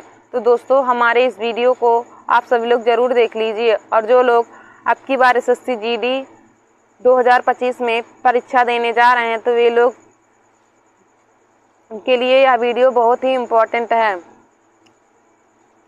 दोस्तों हमारा अगला क्वेश्चन दूसरा दिया है एक पियानो का अंकित मूल्य 1500 था, उसे बेचते समय उस पर 20%, 30% तथा 10% की 3 क्रमिक छूट दी गई थी, तदनुसार उसकी बिक्री मूल्य कितना था। दोस्तों हमारा दूसरा है एक पियानो का अंकित मूल्य 1500 रुपये है था, उसे बेचते समय उस पर 20%, 10% तथा 10% की 3 क्रमिक छूट दी गई थी तदनुसार उसका बिक्री मूल्य कितना था। तो दोस्तों हम इस सवाल को भी पहले वाले ही क्वेश्चन की तरह लगाएंगे, तो उसी फार्मूले का भी इसमें भी यूज होगा। तो दोस्तों हमारा एमपी यानी कि अंकित मूल्य दिया है 1500 रुपये और हमारा परसेंट डिस्काउंट 3 दिया है, तो 20%, 10% और 10% की 3 डिस्काउंट दिया है और हमको फिर एसपी यानी कि विक्रय मूल्य को ज्ञात करना है। तो दोस्तों यहाँ पे हो जाएगा विक्रय मूल्य इक्वल टू एमपी यानी कि 1500 और गुणे में 100 माइनस डिस्काउंट को सभी घटा देंगे, तो 100 में से 20, 100 माइनस 20 गुणे 100 माइनस 10 गुणे 100 माइनस 10 हो जाएगा और बटे में 100 हमारा होता ही है फार्मूले से। अब दोस्तों यहाँ पे हो जाएगा 1500 और गुणे 100 में से 20 जाएगा 80 गुणे 100 में से 10 जाएगा 90 गुणे में और 90 और बटे में दोस्तों 100 हो जाएगा। देखिए दोस्तों 2 जीरो से 2 जीरो यहाँ से कट जाएगा और 15 8 120, 120 डबल जीरो गुणे 9 9 81, 8100। अब दोस्तों इसका हम गुणा कर लेंगे, तो दोस्तों यहाँ पे देखिए 3 बार 100 का गुणा होगा क्योंकि यहाँ पे 3 बार 3 क्रमिक छूट दिया है, तो यहाँ पे अभी हमारा 10,000 बचा है। तो 2 जीरो से 2 जीरो कट जाएगा। अब हम जब गुणा कर लेंगे तो गुणा करने के बाद आ जाएगा। इसके बाद देखिए दोस्तों जब गुणा कर लेंगे तो हमारा क्वेश्चन का राइट आंसर आ जाएगा 9,720 रुपये। तो हमारा विक्रय मूल्य निकल के आ गया 9,720 रुपये। तो इसका राइट आंसर हो जाएगा option number A. Option number A हमारा इसका राइट आंसर हो जाएगा। तो देखिए दोस्तों हमने 2 क्वेश्चन आपको विक्रय अंकित मूल्य से विक्रय मूल्य को ज्ञात करना बता दिया है, तो आप सब लोग आगे की सभी क्वेश्चन को सॉल्व कर लीजिएगा। अब हम दूसरे टाइप की ओर आगे बढ़ते हैं।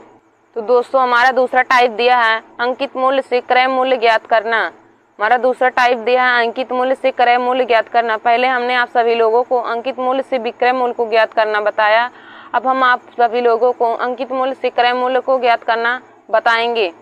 तो देखिए दोस्तों हमारा यहाँ पे पहला क्वेश्चन दिया है, एक दुकानदार किसी वस्तु के अंकित मूल्य पर 10% छूट देने के बाद भी 20% लाभ कमाता है। यदि अंकित मूल्य 500 रुपये है तो उस वस्तु का क्रय मूल्य ज्ञात कीजिए।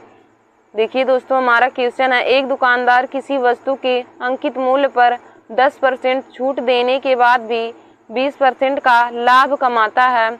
यदि वस्तु का अंकित मूल्य 500 रुपये है तो वस्तु का क्रय मूल्य ज्ञात कीजिए।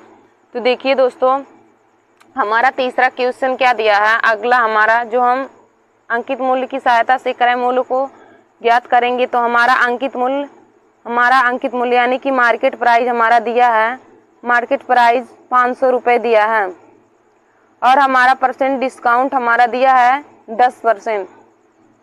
परसेंट डिस्काउंट 10% है और परसेंट प्रॉफिट लाभ परसेंट हमारा 20% दिया है और हमें सीपी निकालना है यानी कि क्रय मूल्य ज्ञात करना है। सीपी यानी कि कॉस्ट प्राइस हमें ज्ञात करना है।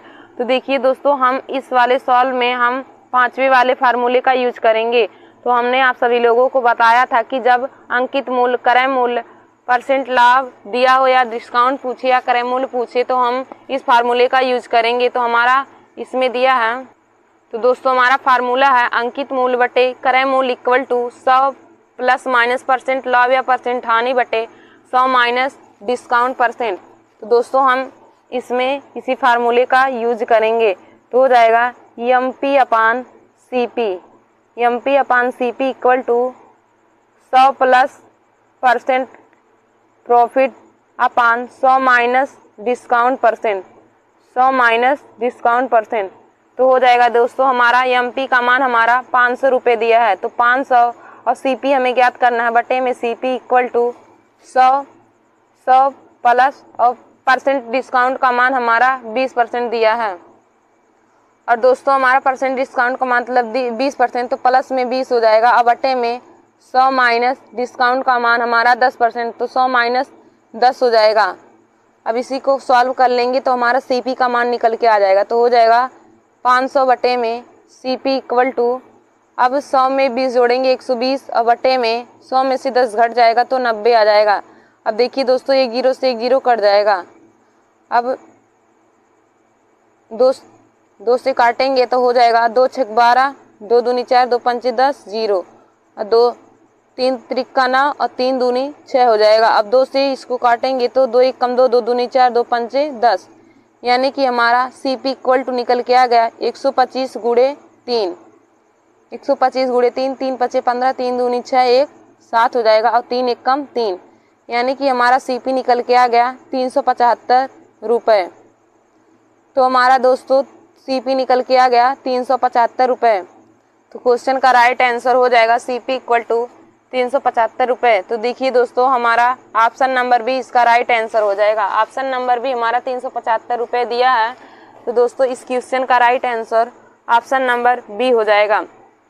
तो दोस्तों आशा करते हैं कि आप सब लोग को तीसरा क्वेश्चन भी समझ में आया होगा कि हमने किस फार्मूले से और किस तरह इसका यूज करके सॉल्व किया है। तो देखिए दोस्तों, हम एक बार आप लोग को फिर से क्वेश्चन बता देते हैं। तो हमारा क्वेश्चन दिया था कि एक दुकानदार किसी वस्तु के अंकित मूल्य पर 10% छूट देने के बाद भी 20% लाभ कमाता है। यदि अंकित मूल्य 500 रुपये है तो उस वस्तु का क्रय मूल्य ज्ञात कीजिए। तो देखिए दोस्तों, तो इसका फार्मूला होता है अंकित मूल्य यानी कि market price upon cost price equal to 100 plus minus % लाभ या हानि बटे 100 माइनस % डिस्काउंट। तो दोस्तों हमारा अंकित मूल्य यानी कि MP का मान 500 रुपये दिया है और CP हमें ज्ञात करना है, और इक्वल टू हो जाएगा पर प्रॉफिट का मान 20 है तो 100 प्लस 20 और बटे में 100 माइनस 10 हो जाएगा। तो यहाँ पे 500 बटे CP इक्वल टू 120 बटे 90 आ गया। तो हमने सॉल्व करके CP का मान निकाला तो हमारा आंसर 375 रुपये आ गया। तो हमारा इसका right answer option number B हो गया, यानी कि 375 रुपये। दोस्तों हम इस पर एक क्वेश्चन सॉल्व करा देते हैं और आप सब लोग क्वेश्चन को सॉल्व कर लीजिए। देखिए दोस्तों, जिन भी स्टूडेंट के पास कंपटीशन की किताब है, आप सब लोग कंपटीशन की किताब से डिस्काउंट चैप्टर के सभी सॉल्व को इस फार्मूले से सॉल्व कर सकते हैं, इस फार्मूले से सॉल्व कर सकते हैं। तो दोस्तों हम यहाँ पे क्वेश्चन लेते हैं। देखिए दोस्तों, हम यहाँ पे 15वां क्वेश्चन लेते हैं। यहाँ पे और सभी क्वेश्चन भी उसी फार्मूले से लग जाएगा। तो यहाँ पे हम 15वां क्वेश्चन आप सभी लोगों को सॉल्व करवा देते हैं। तो यहाँ पे 15वां क्वेश्चन दिया है, एक व्यापारी अपने अंकित मूल्य पर 10% छूट देकर 25% लाभ कमाता है। तदनुसार यदि वस्तु का अंकित मूल्य 50 रुपये हो तो उसका लागत मूल्य कितना होगा। देखिए दोस्तों, हमारा क्वेश्चन दिया है, एक व्यापारी अपने अंकित मूल्य पर 10% छूट देकर 25% लाभ कमाता है। 10% छूट देकर 25% लाभ कमाता है। यदि वस्तु का अंकित मूल्य 50 रुपये है तो उसका लागत मूल्य कितना होगा। तो दोस्तों हम चौथे क्वेश्चन को आप सब लोग को यहाँ पे बताएंगे। तो दोस्तों हमारा चौथा क्वेश्चन है, हमारा परसेंट छूट परसेंट डिस्काउंट का मान हमारा 10% है।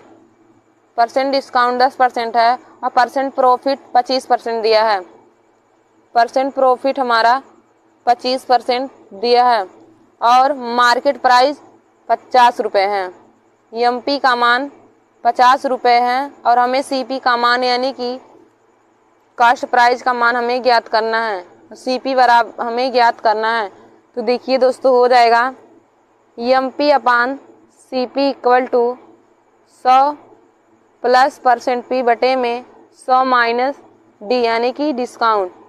दोस्तों अब हो जाएगा MP का मान 50 बटे में CP इक्वल टू 100 में 100 प्लस 25 हो जाएगा और बटे में 100 माइनस 10 हो जाएगा।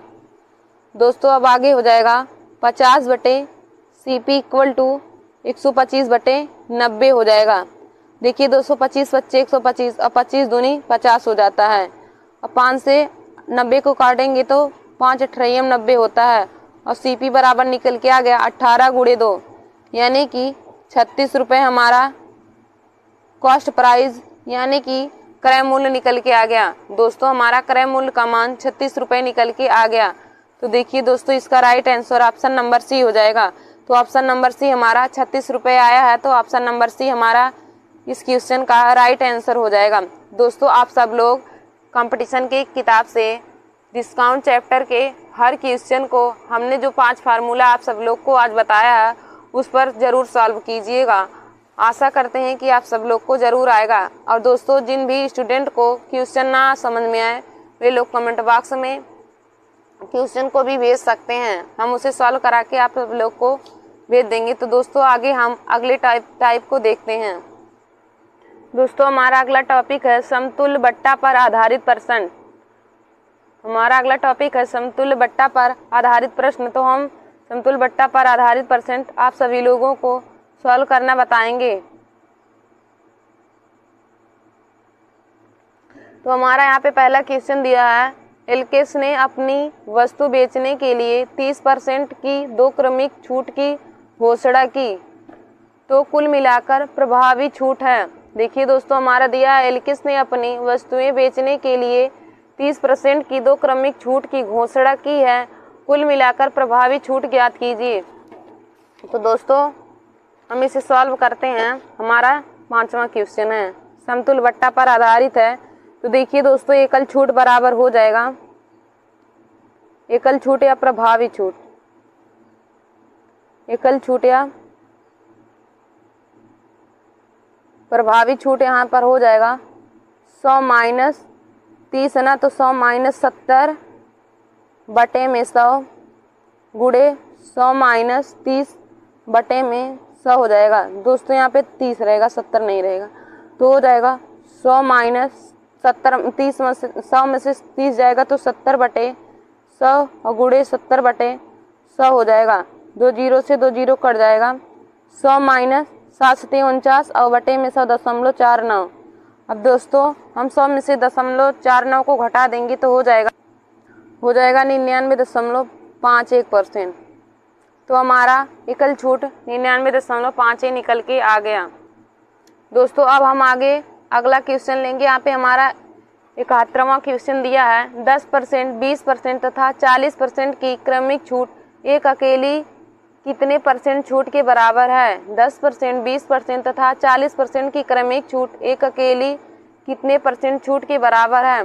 तो दोस्तों, इसको जब सॉल्व करेंगे तो हो जाएगा, हमें एकल छूट निकालना है तो एकल छूट इक्वल टू हो जाएगा 100 माइनस 10%, 20% और 40% दिया है, तो हो जाएगा दोस्तों, जितना जितना परसेंट रह रहा है उसको 100 में से घटा देंगे तो 100 माइनस 10 बटे में 100 गुणे में 100 माइनस 20 और बटे में 100 हो जाएगा, गुणे में 100 माइनस 40 और बटे में 100 हो जाएगा।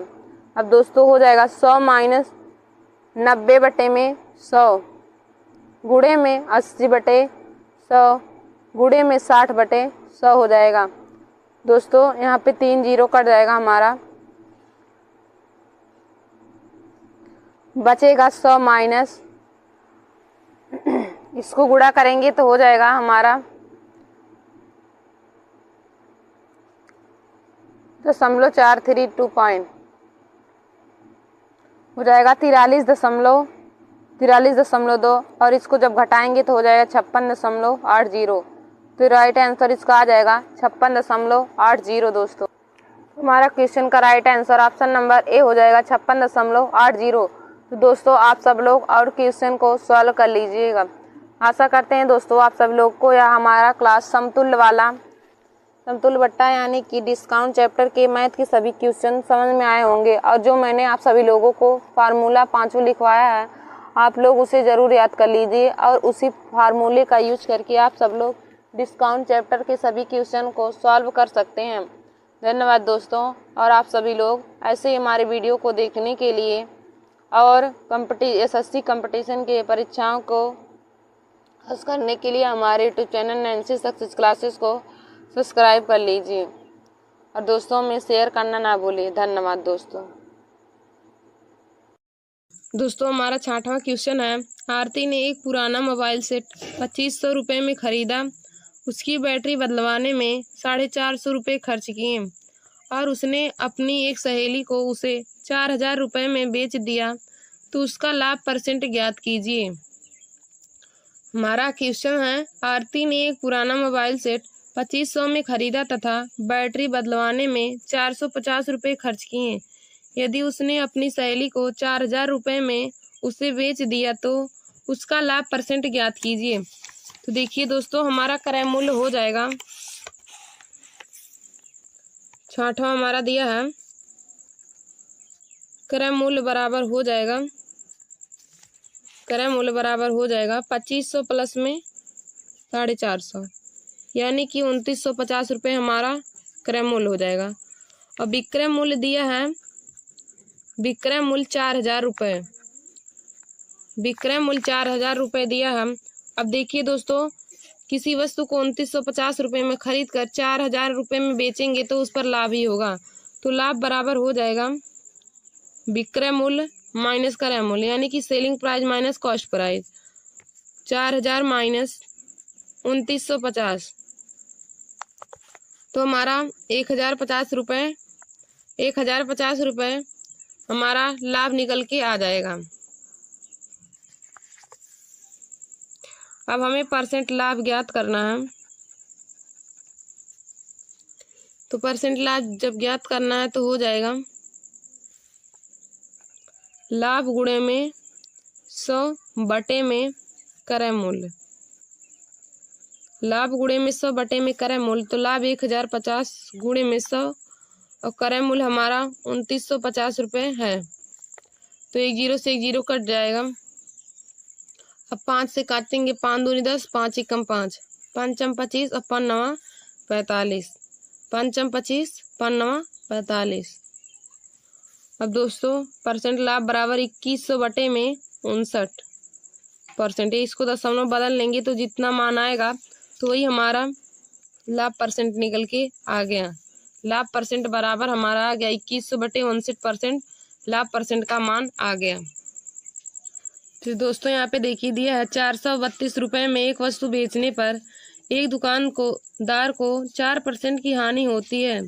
432 रुपये में एक वस्तु बेचने पर एक दुकानदार को 4% की हानि होती है, उसे वह कितने रुपए में बेचे कि 12% का लाभ हो। देखिए दोस्तों, हमने बताया कि जब दो वस्तुएं बेची जाए, एक लाभ और एक हानि, या फिर दोनों वस्तु हानि में बिके या दोनों वस्तु लाभ पर बिके, तो उसका फार्मूला होता है, उसका फार्मूला हो जाएगा SP1 upon SP2 equal to 100 plus minus x1 बटे में 100 प्लस माइनस x2 हो जाएगा। अब हमें SP1 का मान 432 दिया है, SP1 432, SP2 हमें ज्ञात करना है, और x1 का मान दिया है कि 4% की हानि हो, यानी कि 100 माइनस हमें 4 हो जाएगा। अब बटे में x2 12% का लाभ हो तो 100 प्लस 12 हो जाएगा। अब देखिए दोस्तों, हो जाएगा 432 बटे में SP2 इक्वल टू 96 बटे में 112, 96 बटे में 12, तो इसे काटेंगे तो 4 बटे 7 आ जाएगा। और 4 से 4 एक कम 4 और 4 अट्ठे 32। तो SP2 का मान हमारा निकल के आ गया, यहाँ पे 6 होगा, 16 छक्का 96, तो 6 सते 42 और 6 दूनी 12, यानी कि काटने के बाद 72 आएगा। तो SP2 हो जाएगा 72 गुणे में 7, SP2 हो जाएगा 72 गुणे 7, 7 दूनी 14 और 7 सते 49, 50 रुपये। तो हमारा SP2 का मान निकल के आ गया 504 रुपये। यही हमारा इस क्वेश्चन का राइट आंसर हो जाएगा, SP2 का मान 504 रुपये हो जाएगा। तो दोस्तों, जब दो वस्तुएं बेची जाएं और एक पर % लाभ हो, एक पर % हानि हो, या दोनों वस्तु पर हानि हो या दोनों वस्तु पर लाभ हो, तो हमारा फार्मूला होता है SP1 upon SP2 equal to 100 plus minus x1 बटे में 100 प्लस माइनस x2 हो जाएगा। तो इस फार्मूले का यूज करके हम क्वेश्चन को सॉल्व कर सकते हैं। नमस्कार दोस्तों, welcome to my YouTube channel Nancy success classes. दोस्तों, आज मैं आप सभी लोगों के लिए मैथ में एक नया टॉपिक लेकर आई हूँ। तो मेरे टॉपिक का नाम है संख्या पद्धति, नंबर सिस्टम। देखिए दोस्तों, आज मैं मैथ में आप सभी लोगों को नंबर सिस्टम के बारे में बताऊंगी। तो देखिए दोस्तों, हमारा आज का टॉपिक है नंबर सिस्टम, जो सभी कंपटीशन की परीक्षा के लिए उपयोगी है। देखिए दोस्तों, जिन स्टूडेंट ने 2025 में एसएससी जीडी के लिए फॉर्म भरा है उन लोगों के लिए यह वीडियो ही बहुत महत्वपूर्ण है और आरआरबी, एनटीपीसी, यूपीपी अन्य सभी कंपटीशन की परीक्षाओं के लिए भी यह वीडियो बहुत महत्वपूर्ण है। तो दोस्तों, आप सभी लोग हमारे इस वीडियो को अपने दोस्तों में भी शेयर कर लीजिए। तो दोस्तों, संख्या पद्धति में हम लोग परिभाषा को देखेंगे। तो देखिए दोस्तों, संख्या पद्धति यानी कि नंबर सिस्टम। तो देखिए दोस्तों, नंबर सिस्टम में सबसे पहले हम अंक को जानेंगे। अंक किसे कहते हैं और मैथ में अंक कितने होते हैं और कहाँ से कहाँ तक होते हैं, उसके बारे में सभी डिटेल में मैं आप सभी लोगों को आज बताऊंगी दोस्तों। तो देखिए दोस्तों, अंक हमारा होता है अंक यानी कि जीडी। तो दोस्तों, हम पहला टॉपिक यहाँ पे देखेंगे अंक। पहला हमारा टॉपिक है अंक यानी कि अंक को इंग्लिश में हम डिजिट बोलते हैं। अंक को इंग्लिश में डिजिट बोलते हैं। तो देखिए दोस्तों, मैथ में अंकों की संख्या 10 होती है। मैथ में अंकों की संख्या 10 होती है। तो यहाँ पे लिखेंगे हम अंकों की संख्या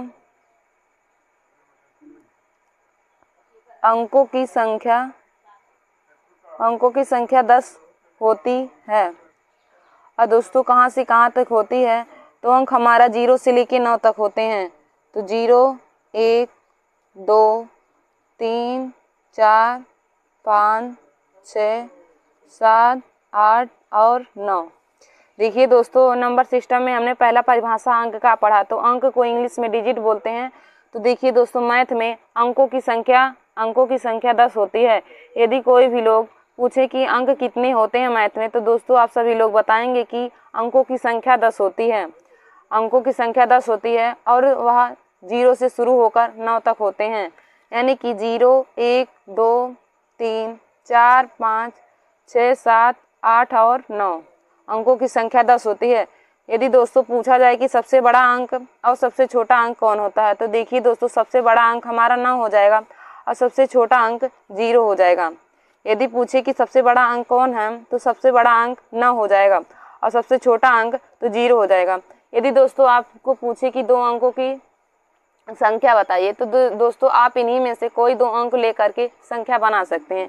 जैसे हमको बोल दे कि 2 अंकों की संख्या बताइए। देखिए दोस्तों, 2 अंकों की संख्या बनाना है हमको। तो 2 अंकों की संख्या हो जाएगा 2 अंकों की संख्या। तो 2 अंकों की संख्या हम इसमें से कोई 2 अंक ले सकते हैं। जैसे 4, 5 ले सकते हैं, 5, 4 ले सकते हैं, 9, 0 ले सकते हैं। लेकिन 0 और 1 नहीं होगा, क्योंकि 0 प्रारंभ में नहीं होता। 0 प्रारंभ में रहेगा तो उसका मतलब केवल 1 ही है। 0 को प्रारंभ में नहीं हम ले सकते हैं। 0 को प्रारंभ में ले लेंगे तो दोस्तों वह 1 ही अंक माना जाएगा। तो 0 को हम बाद में लेते हैं। जैसे 2 0 ले सकते हैं, 3 0 ले सकते हैं, 4 3 ले सकते हैं। यह सभी हमारा 2 अंक का संख्या बन गया। तो दोस्तों, मैं आशा करती हूँ कि आप सभी लोगों को अंक का मतलब और कितने अंक होते हैं वह समझ में आया होगा। तो देखिए दोस्तों, अंक को इंग्लिश में डिजिट बोलते हैं। तो मैथ में अंकों की संख्या 10 होती है और अंक हमारा 0 से शुरू होकर 9 पे समाप्त होते हैं। यानी कि अंकों की संख्या 10 होती है। 0, 1, 2, 3, 4, 5, 6, 7, 8 और 9। यदि पूछे कि सबसे बड़ा अंक कौन होता है, तो सबसे बड़ा अंक 9 और सबसे छोटा अंक हमारा 0 होता है। तो देखिए दोस्तों, अगर पूछे कि एक अंक की सबसे बड़ी संख्या, एक अंक की बड़ी संख्या, एक अंक की बड़ी संख्या और एक अंक की छोटी संख्या,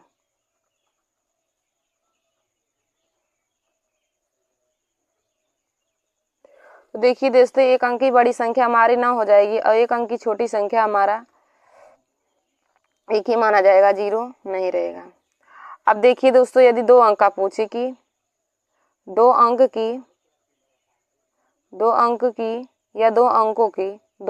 की सबसे बड़ी संख्या, 2 अंकों की सबसे बड़ी संख्या, यदि 2 अंकों की सबसे बड़ी संख्या पूछे तो दोस्तों 2 अंकों की सबसे बड़ी संख्या हमारा 99 होता है। 2 अंकों की सबसे बड़ी संख्या 99 हो जाएगा और 2 अंकों की सबसे छोटी संख्या, 2 अंकों की सबसे छोटी संख्या तो 10 हो जाएगा। 2 अंकों की सबसे छोटी संख्या तो 10 हो जाएगा। देखिए दोस्तों, 2 अंकों की सबसे बड़ी संख्या हमारा 99 हो जाएगा और 2 अंकों की सबसे छोटी संख्या 10 हो जाएगा। यदि 3 अंकों की पूछे कि 3 अंकों की सबसे बड़ी संख्या, 3 अंकों की सबसे बड़ी संख्या, तो दोस्तों बड़ी वाली संख्या में जितने अंक की पूछेगा उतना ही 9 हो जाएगा। यदि 3 अंकों की सबसे बड़ी संख्या पूछेगा तो इसमें 3 9 हो जाएगा। 3 अंकों की सबसे बड़ी संख्या, 3 अंकों की सबसे बड़ी संख्या तो 999 हो जाएगा। और 3 अंकों की सबसे छोटी संख्या, देखिए दोस्तों छोटी संख्या में जितने अंक का पूछे उससे एक कम 0 रहता है और एक 1 रहता है। 3 अंकों जितने अंक की छोटी संख्या पूछे उससे एक कम 0 होता है और एक 1 होता है। तो देखिए दोस्तों, जैसे यहाँ पे 2 अंकों की सबसे छोटी संख्या पूछा है तो 2 से कम 0 रहेगा, 2 से कम 1 तो 1 0 रहेगा और 1 यहाँ हमेशा रहेगा। यदि 3 अंकों की सबसे छोटी संख्या पूछे तो 3 से कम, 3 में से 1 घटा देंगे यानी कि 2, तो 2 0 हो जाएगा हमारा और 1 1 हो जाएगा। तो 3 अंकों की सबसे छोटी संख्या हमारा 100 हो जाएगा। 3 अंकों की सबसे छोटी संख्या तो हमारा 100 हो जाएगा। तो दोस्तों आप सभी लोग ऐसे 4 अंक की, 5 अंक की, 6 अंक की, जितने अंक की पूछे तो ऐसे निकाल सकते हैं। बड़ी वाली संख्या में जितने अंक की संख्या पूछे तो उतना ना होता है और छोटी संख्या ज्ञात करने के लिए जितने अंक की पूछे उससे एक कम 0 रहेगा और एक 1 रहेगा। जैसे 3 अंक की छोटी संख्या पूछा तो 3 से 1 कम 2 हो जाएगा, तो 2 0 और 1 1 हो जाएगा। तो दोस्तों आशा करते हैं कि आप सभी लोगों को छोटी और बड़ी संख्या निकालना समझ में आ गया होगा। तो आप सभी लोग इसी प्रकार से लगा लीजिएगा। देखिए दोस्तों, हमने आप सभी लोग को बताया कि अंक, तो अंकों की संख्या 10 होती है 0 से लेकर 9 तक।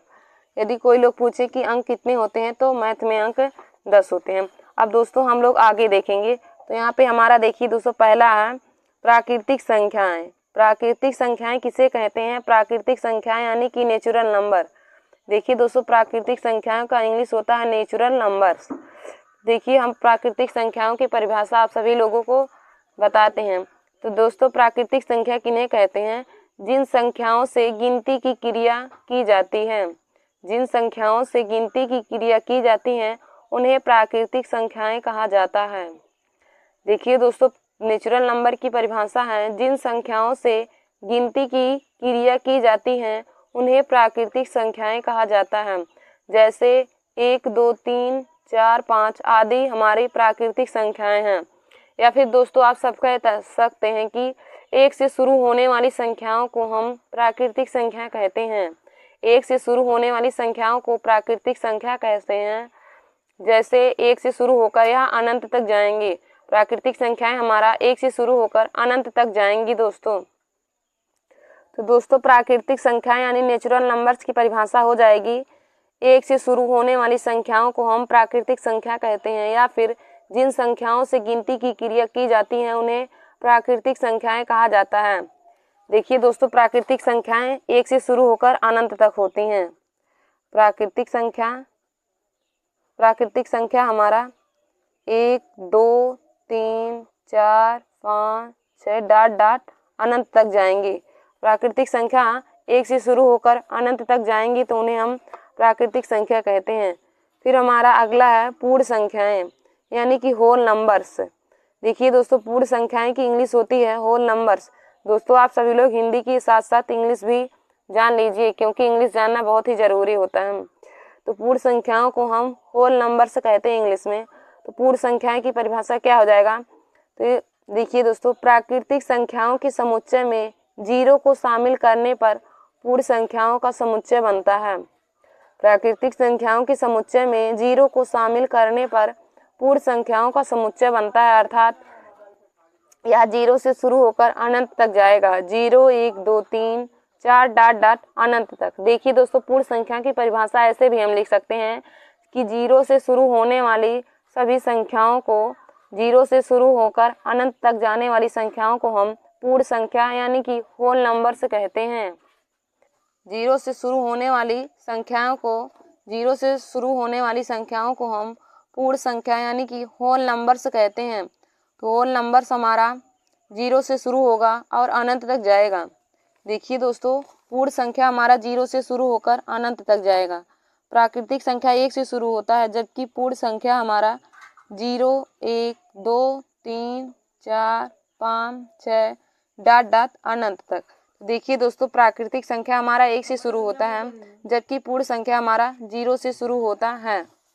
फिर हमारा अगला डिफिनीशन है, देखिए दोस्तों यहाँ पे नोट में आप सभी लोग कर लेंगे, 0 प्राकृतिक संख्या नहीं है। देखिए दोस्तों, हमने नोट यहाँ पे लिखा है, नोट में क्या दिया है, 0 प्राकृतिक संख्या नहीं है, क्योंकि प्राकृतिक संख्या हमारा 1 से शुरू होता है, जबकि पूर्ण संख्या 0 होती है, इसलिए हम 0 को प्राकृतिक संख्या नहीं कह सकते हैं। तो आप लोग नोट करके यहाँ पे लिख लीजिएगा कि 0 प्राकृतिक संख्या नहीं है, 0 प्राकृतिक संख्या नहीं है। फिर दोस्तों हम अगला डिफिनीशन देखेंगे, तो हमारा अगला है सम संख्याएं। अगला डिफिनीशन है सम संख्याएं, यानी कि इवन नंबर्स। सम संख्याएं की परिभाषा है इवन नंबर्स। तो देखिए दोस्तों, सम संख्या की परिभाषा क्या होती है, वे प्राकृतिक संख्याएं जो 2 से विभाज्य हो जाएं। वे प्राकृतिक संख्याएं जो 2 से विभाज्य हो जाएं, उन्हें सम संख्याएं कहा जाता है। देखिए दोस्तों, सम संख्याएं की परिभाषा क्या होता है, जो संख्याएं 2 से विभाजित हो जाएं, उन्हें हम सम संख्या कहते हैं।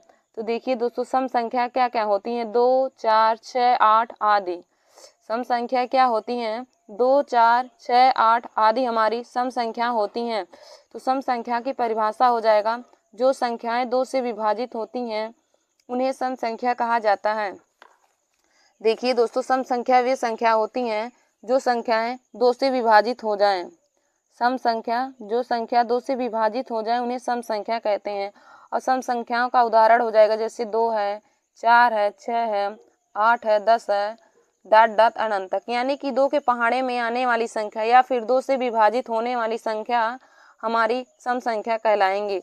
देखिए दोस्तों, जैसे यहाँ पे हमने लिया है 550, 550 हमारा 2 से विभाजित हो जाएगा, तो इसको हम सम संख्या बोल सकते हैं। लेकिन यदि हमने यहाँ पे 553 ले लिया है, तब 553 हमारा 2 से विभाजित नहीं होगा, तो 553 हमारा सम संख्या नहीं कहलाएगा। जबकि 550 हमारा 2 से विभाजित हो जाएगा, तो हम उसे सम संख्या कह सकते हैं। तो सम संख्या की डिफिनीशन हो जाएगा, जो संख्याएं 2 से विभाजित होंगी उसे हम सम संख्या कहेंगे। देखिए दोस्तों, फिर हमारा अगला टॉपिक हमारा अगला दिया है विषम संख्याएं। विषम संख्याएं यानी कि ऑड नंबर्स। विषम संख्याएं यानी कि ऑड नंबर्स। तो ऑड नंबर्स किसे कहा जाता है, तो वे प्राकृतिक संख्याएं जो 2 से विभाजित ना हो। वे प्राकृतिक संख्याएं जो 2 से विभाजित ना हो, उन्हें विषम संख्या कहा जाता है। देखिए दोस्तों, विषम संख्याएं की परिभाषा होता है ऑड नंबर्स। तो वे प्राकृतिक संख्याएं जो 2 से विभाजित ना हो। वे प्राकृतिक संख्या जो 2 से विभाजित ना हो, उन्हें विषम संख्या कहा जाता है। देखिए दोस्तों, विषम संख्या की परिभाषा हो जाएगा, जो संख्याएं 2 से विभाजित ना हो, उन्हें हम विषम संख्या कहते हैं। तो विषम संख्या का उदाहरण जैसे 1, 3, 5, 7 डॉट डॉट अनंत तक हो जाएगा। देखिए दोस्तों, सम संख्याएं वे संख्याएं होती हैं जो 2 से विभाजित हो जाती हैं, जबकि विषम संख्याएं वे संख्याएं होती हैं जो 2 से विभाजित नहीं होती हैं, तो उन्हें हम विषम संख्या कहते हैं। तो दोस्तों, विषम संख्या क्या होती हैं, जो संख्याएं 2 से विभाजित ना हो, उन्हें हम विषम संख्या कहते हैं।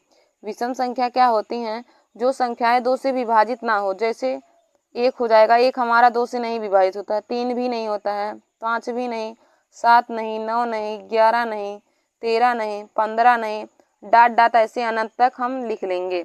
तो विषम संख्याएं वे संख्याएं होती हैं जो हमारा 2 से विभाजित नहीं होती हैं, उन्हें विषम संख्या कहते हैं। और जबकि सम संख्या वे संख्याएं होती हैं जो हमारा 2 से विभाजित हो जाती हैं। फिर अगला हम पढ़ेंगे रूढ़ या भाज्य संख्याएं। रूढ़ या अभाज्य संख्याएं। दोस्तों, यहाँ पे अभाज्य रहना चाहिए, यहाँ पे भाज्य गलत से दे दिया, तो यहाँ पे आप लोग अभाज्य बना लीजिएगा। रूढ़ या अभाज्य संख्याएं। तो अभाज्य संख्या को हम लोग इंग्लिश में प्राइम नंबर्स बोलते हैं। अभाज्य संख्या की इंग्लिश हो जाएगी प्राइम नंबर्स। तो दोस्तों, अभाज्य संख्या की परिभाषा क्या होती है, तो देखिए दोस्तों, एक से बड़ी प्राकृतिक संख्याएं जो एक या अपने को छोड़कर किसी दूसरी संख्या से विभाजित ना हो। तो देखिए दोस्तों, अभाज्य संख्या की परिभाषा मैं आप सभी लोगों को बताती हूँ कि अभाज्य संख्या की परिभाषा क्या होता है। तो दोस्तों, आप लोग हेडिंग डाल लीजिएगा अभाज्य संख्या।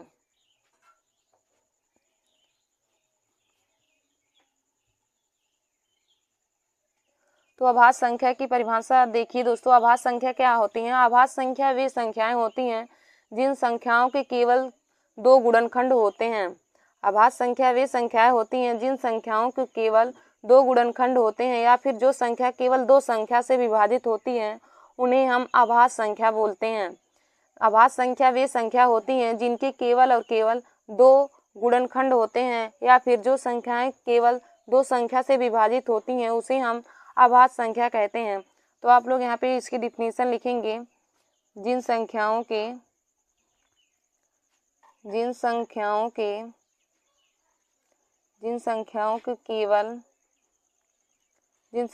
केवल दो गुणनखंड हों, जिन संख्याओं के केवल दो गुणनखंड हों उसे अभाज्य संख्या कहते हैं। उसे अभाज्य संख्या या प्राइम नंबर्स बोलते हैं। उसे अभाज्य संख्या या प्राइम नंबर्स कहते हैं। तो देखिए दोस्तों, अभाज्य संख्या क्या होती हैं। तो अभाज्य संख्या वे संख्याएं होती हैं जिन संख्याओं के केवल दो गुणनखंड होते हैं। जिन संख्याओं के केवल दो गुणनखंड होते हैं उसे अभाज्य संख्या या फिर प्राइम नंबर्स बोलते हैं। देखिए दोस्तों, इसका हम उदाहरण देखेंगे। जैसे में देखिए दोस्तों, एक हमारा अभाज्य संख्या नहीं होगा। एक हमारा अभाज्य संख्या नहीं होगा क्योंकि एक का केवल एक ही गुणनखंड है और एक से केवल एक से विभाजित होता है। और जबकि अभाज्य संख्या की परिभाषा होता है कि वह उनकी अभाज्य संख्या का दो गुणनखंड होना चाहिए। तो यह सिर्फ एक ही से विभाजित होगा, इसलिए यह हमारा अभाज्य संख्या नहीं होगा। अब देखिए दो लेंगे तो देखिए दोस्तों, दो हमारा अभाज्य संख्या माना जाएगा क्योंकि दो हमारा दो से कटेगा और एक से भी कटेगा। तो दो हमारा जब दो से और एक से भी कटेगा तो इसका दो गुणनखंड हुआ ना, तो इसलिए दो हमारा अभाज्य संख्या माना जाएगा। अब देखिए दोस्तों, तीन लेते हैं तो तीन भी हमारा अभाज्य संख्या हो जाएगा क्योंकि तीन देखिए दोस्तों, तीन से कटेगा और एक से भी कटेगा, तो यानी कि इसका भी हमारा केवल दो गुणनखंड आया है। देखिए दोस्तों, तीन से कटेगा और एक से कटेगा, यानी कि इसका भी हमारा केवल दो गुणनखंड आया है। तो अभाज्य संख्या की परिभाषा होता है जिसका केवल दो गुणनखंड हो। तो तीन भी हम अभाज्य संख्या लेंगे, तो तीन हमारा अभाज्य संख्या। अब देखिए दोस्तों, जैसे हमने चार लिया है तो चार हमारा अभाज्य गुणनखंड नहीं होगा। चार हमारा अभाज्य संख्या नहीं होगा क्योंकि चार का अभाज्य गुणनखंड तीन संख्या बन जाएगी। चार से भी कटेगा और दो से कटेगा और एक से भी कट जाएगा। देखिए दोस्तों, चार से भी कटेगा, दो से भी कट जाएगा और एक से भी कट जाएगा, तो इसका हमारा अभाज्य गुणनखंड तीन संख्या आया है। जबकि अभाज्य संख्या की परिभाषा होता है केवल और केवल दो गुणनखंड रहना चाहिए, इसलिए चार भी हमारा अभाज्य संख्या नहीं होगा। अब पाँच देखिए दोस्तों, तो पाँच हमारा अभाज्य संख्या हो जाएगा क्योंकि पाँच से कटेगा और एक से कटेगा। अब देखिए दोस्तों, छः भी नहीं होगा क्योंकि छः हमारा तीन से कटेगा, दो से कटेगा और एक से, यानी कि तीन गुणनखंड इसका आ गया, तो छः भी हमारा अभाज्य संख्या नहीं होगा। तो दोस्तों, आशा करते हैं कि अभाज्य संख्या की परिभाषा आप लोगों को बहुत अच्छे तरीके से समझ में आ गया होगा और आप सभी लोग इसी प्रकार से संख्या को ले करके देख सकते हैं कि कौन सी संख्या अभाज्य संख्या है और कौन सी संख्या अभाज्य संख्या नहीं है। तो देखिए दोस्तों, जिन संख्याओं के केवल दो गुणनखंड होंगे उसी को अभाज्य संख्या माना जाता है और जिन संख्याओं के दो से कम या दो से ज़्यादा गुणनखंड हो जाते हैं वे अभाज्य संख्या नहीं कहलाते हैं। जिन संख्याओं के केवल दो गुणनखंड होते हैं उसे ही अभाज्य संख्या कहा जाता है और जिन संख्याओं के दो से कम या दो से ज़्यादा गुणनखंड होते हैं उन्हें हम अभाज्य संख्या नहीं बोलते हैं। तो दोस्तों, आप लोग यहाँ पे नोट करके लिख लीजिएगा कि सबसे छोटी अभाज्य संख्या, यदि आप लोग से पूछे सबसे छोटी अभाज्य संख्या, सबसे छोटी अभाज्य संख्या,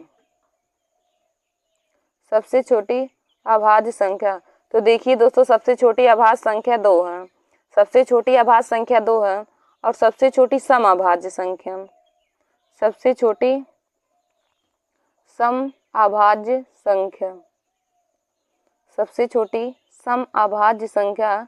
तो दोस्तों, सबसे छोटी अभाज्य संख्या भी दो है और सबसे छोटी सम अभाज्य संख्या भी दो है क्योंकि दो एक हमारा सम संख्या है। अब हम आगे लिखेंगे कि सबसे छोटी विषम अभाज्य संख्या कौन है। सबसे छोटी विषम अभाज्य संख्या, सबसे छोटी विषम अभाज्य संख्या, तो दोस्तों सबसे छोटी विषम अभाज्य संख्या तीन होता है। देखिए दोस्तों, सबसे छोटी अभाज्य संख्या दो होता है और सबसे छोटी सम अभाज्य संख्या भी हमारा दो होता है। और सबसे छोटी विषम अभाज्य संख्या 3 होता है। तो दोस्तों इन सबको आप लोग नोट कर लीजिए और तैयार कर लीजिए, क्योंकि यह सभी भी हमारा कंपटीशन की परीक्षा में पूछ लेता है कभी कभी कि सबसे छोटी अभाज्य संख्या क्या है। तो दोस्तों सबसे छोटी अभाज्य संख्या 2 होता है, सबसे छोटी सम अभाज्य संख्या भी 2 होता है और सबसे छोटी विषम अभाज्य संख्या 3 होता है। देखिए दोस्तों 1 से 100 तक हमारा 25 अभाज्य संख्या होता है। यह भी आप लोग नोट कर लीजिएगा कि 1 से 100 तक 1 से 100 तक 25 अभाज्य संख्या होती हैं। 1 से 100 तक 25 अभाज्य संख्या हैं। 1 से 100 तक 25 अभाज्य संख्या हैं। 1 से 50 तक 15 अभाज्य संख्या है। 1 से 50 तक 15 1 से 50 तक 15 अभाज्य संख्या हैं। 1 से 50 तक 15 अभाज्य संख्या है और 50 से 100 तक हमारा तब 10 हो जाएगा। 50 से 100 तक 10 अभाज्य संख्या है। 50 से 100 तक 10 अभाज्य संख्या हो जाएंगे।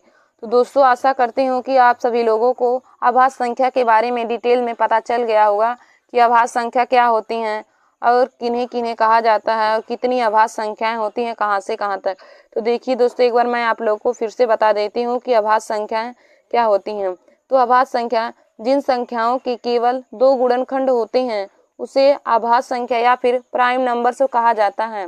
जिन संख्याओं के केवल 2 गुणनखंड हों उन्हें प्राइम नंबर्स या अभाज्य संख्या कहते हैं।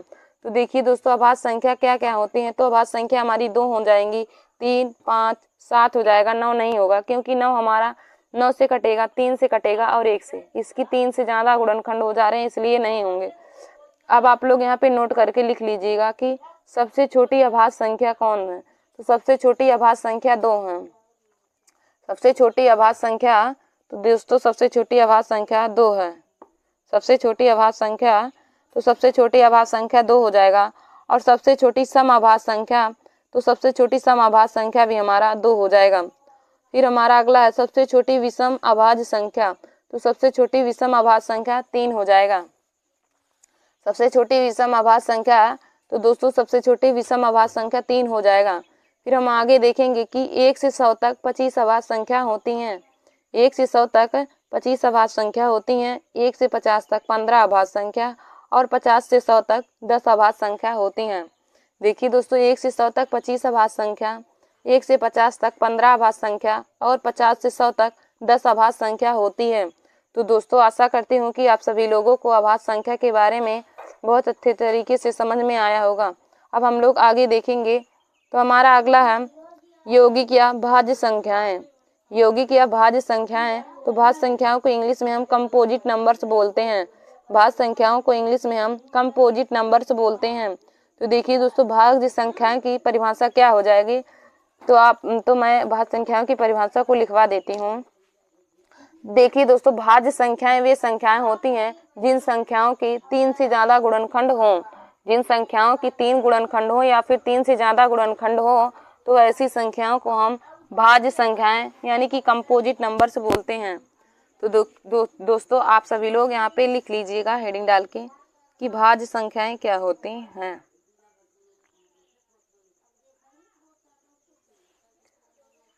तो भाज्य संख्याएं की परिभाषा होती हैं जिन संख्याओं के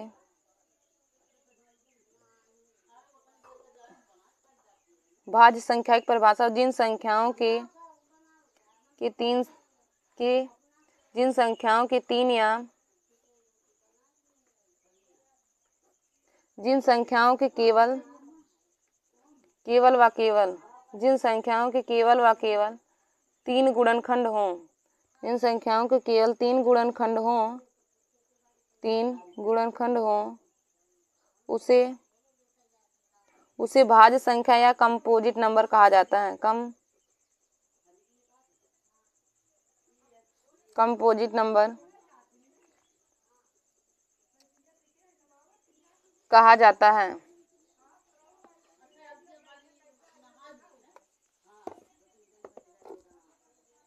तो देखिए दोस्तों भाज्य संख्याएं का परिभाषा हो जाएगा जिन संख्याओं के केवल 3 गुणनखंड हों जिन संख्याओं के केवल व केवल 3 गुणनखंड हों उन्हें हम भाज्य संख्या कहते हैं।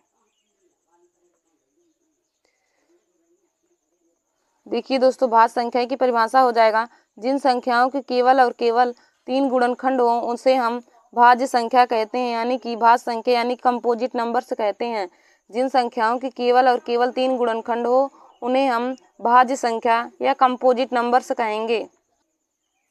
तो देखिए दोस्तों, भाज्य संख्याएं वे संख्याएं हो जाएंगी जिनकी केवल और केवल 3 गुणनखंड हो, उन्हें हम भाज्य संख्या या फिर कंपोजिट नंबर्स कहते हैं। तो भाज्य संख्याएं की उदाहरण हो जाएगा। देखिए दोस्तों, हमारा 1 नहीं होगा क्योंकि 1 केवल 1 ही से कटेगा, और 2 भी हमारा नहीं होगा क्योंकि 2 से कटेगा और 1 से कटेगा। इसका 2 का केवल 2 गुणनखंड आया, 1 और 2। सबसे छोटी भाज्य संख्या हमारा 4 होती है क्योंकि 4 हमारा 1 से भी कट जाता है, 2 से कटता है और 4 से भी कटता है। तो इसका 3 गुणनखंड हुआ, इसलिए यह भाज्य संख्या हो जाएगा। क्योंकि 4 हमारा देखिए दोस्तों 1 से भी कट जाएगा, 2 से और 4 से, तो इसका 3 गुणनखंड हुआ, तो यह भाज्य संख्या हो जाएगी। 4 के बाद हमारा 6 हो जाएगा, 6 8 हो जाएगा, 9 भी हो जाएगा क्योंकि 9 का भी 3 गुणनखंड हो जाएगा। तो इस प्रकार डॉट डॉट अनंत तक हम लिख देंगे। तो भाज्य संख्याएं वे संख्याएं होती हैं जिनकी केवल और केवल 3 गुणनखंड हों। जिनकी केवल और केवल 2 गुणनखंड हों उन्हें हम भाज्य संख्या या फिर कंपोजिट नंबर से कहते हैं। तो दोस्तों, आप लोग यहाँ पे नोट करके लिख लीजिएगा। नोट करके सबसे छोटी भाज्य संख्या, सबसे छोटी भाज्य संख्या। तो दोस्तों, सबसे छोटी भाज्य संख्या 4 है, और सबसे छोटी समभाज्य संख्या, सबसे छोटी समभाज्य संख्या, सबसे छोटी समभाज्य संख्या तो हमारा 4 हो जाएगा। और सबसे छोटी विषम भाज्य संख्या, सबसे छोटी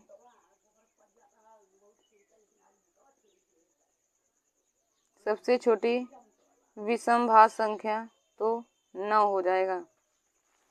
देखिए दोस्तों, सबसे छोटी समभाज्य संख्या, सबसे छोटी भाज्य संख्या 4 होती है और सबसे छोटी समभाज्य संख्या भी 4 होती है। सबसे छोटी विषम भाज्य संख्या तो 9 हो जाएगा। देखिए दोस्तों, भाज्य संख्याएं क्या होती हैं? तो भाज्य संख्याएं वे संख्याएं होती हैं जिनकी केवल और केवल 3 गुणनखंड हों। जिनकी केवल और केवल 3 गुणनखंड हों उसे भाज्य संख्या या फिर कंपोजिट नंबर्स कहा जाता है। तो देखिए दोस्तों, उदाहरण हो जाएगा 4 6 8 9 डॉट डॉट अनंत तक हो जाएंगी। हमारी भाज्य संख्या 4 6 8 9 डॉट डॉट अनंत तक हो जाएंगी।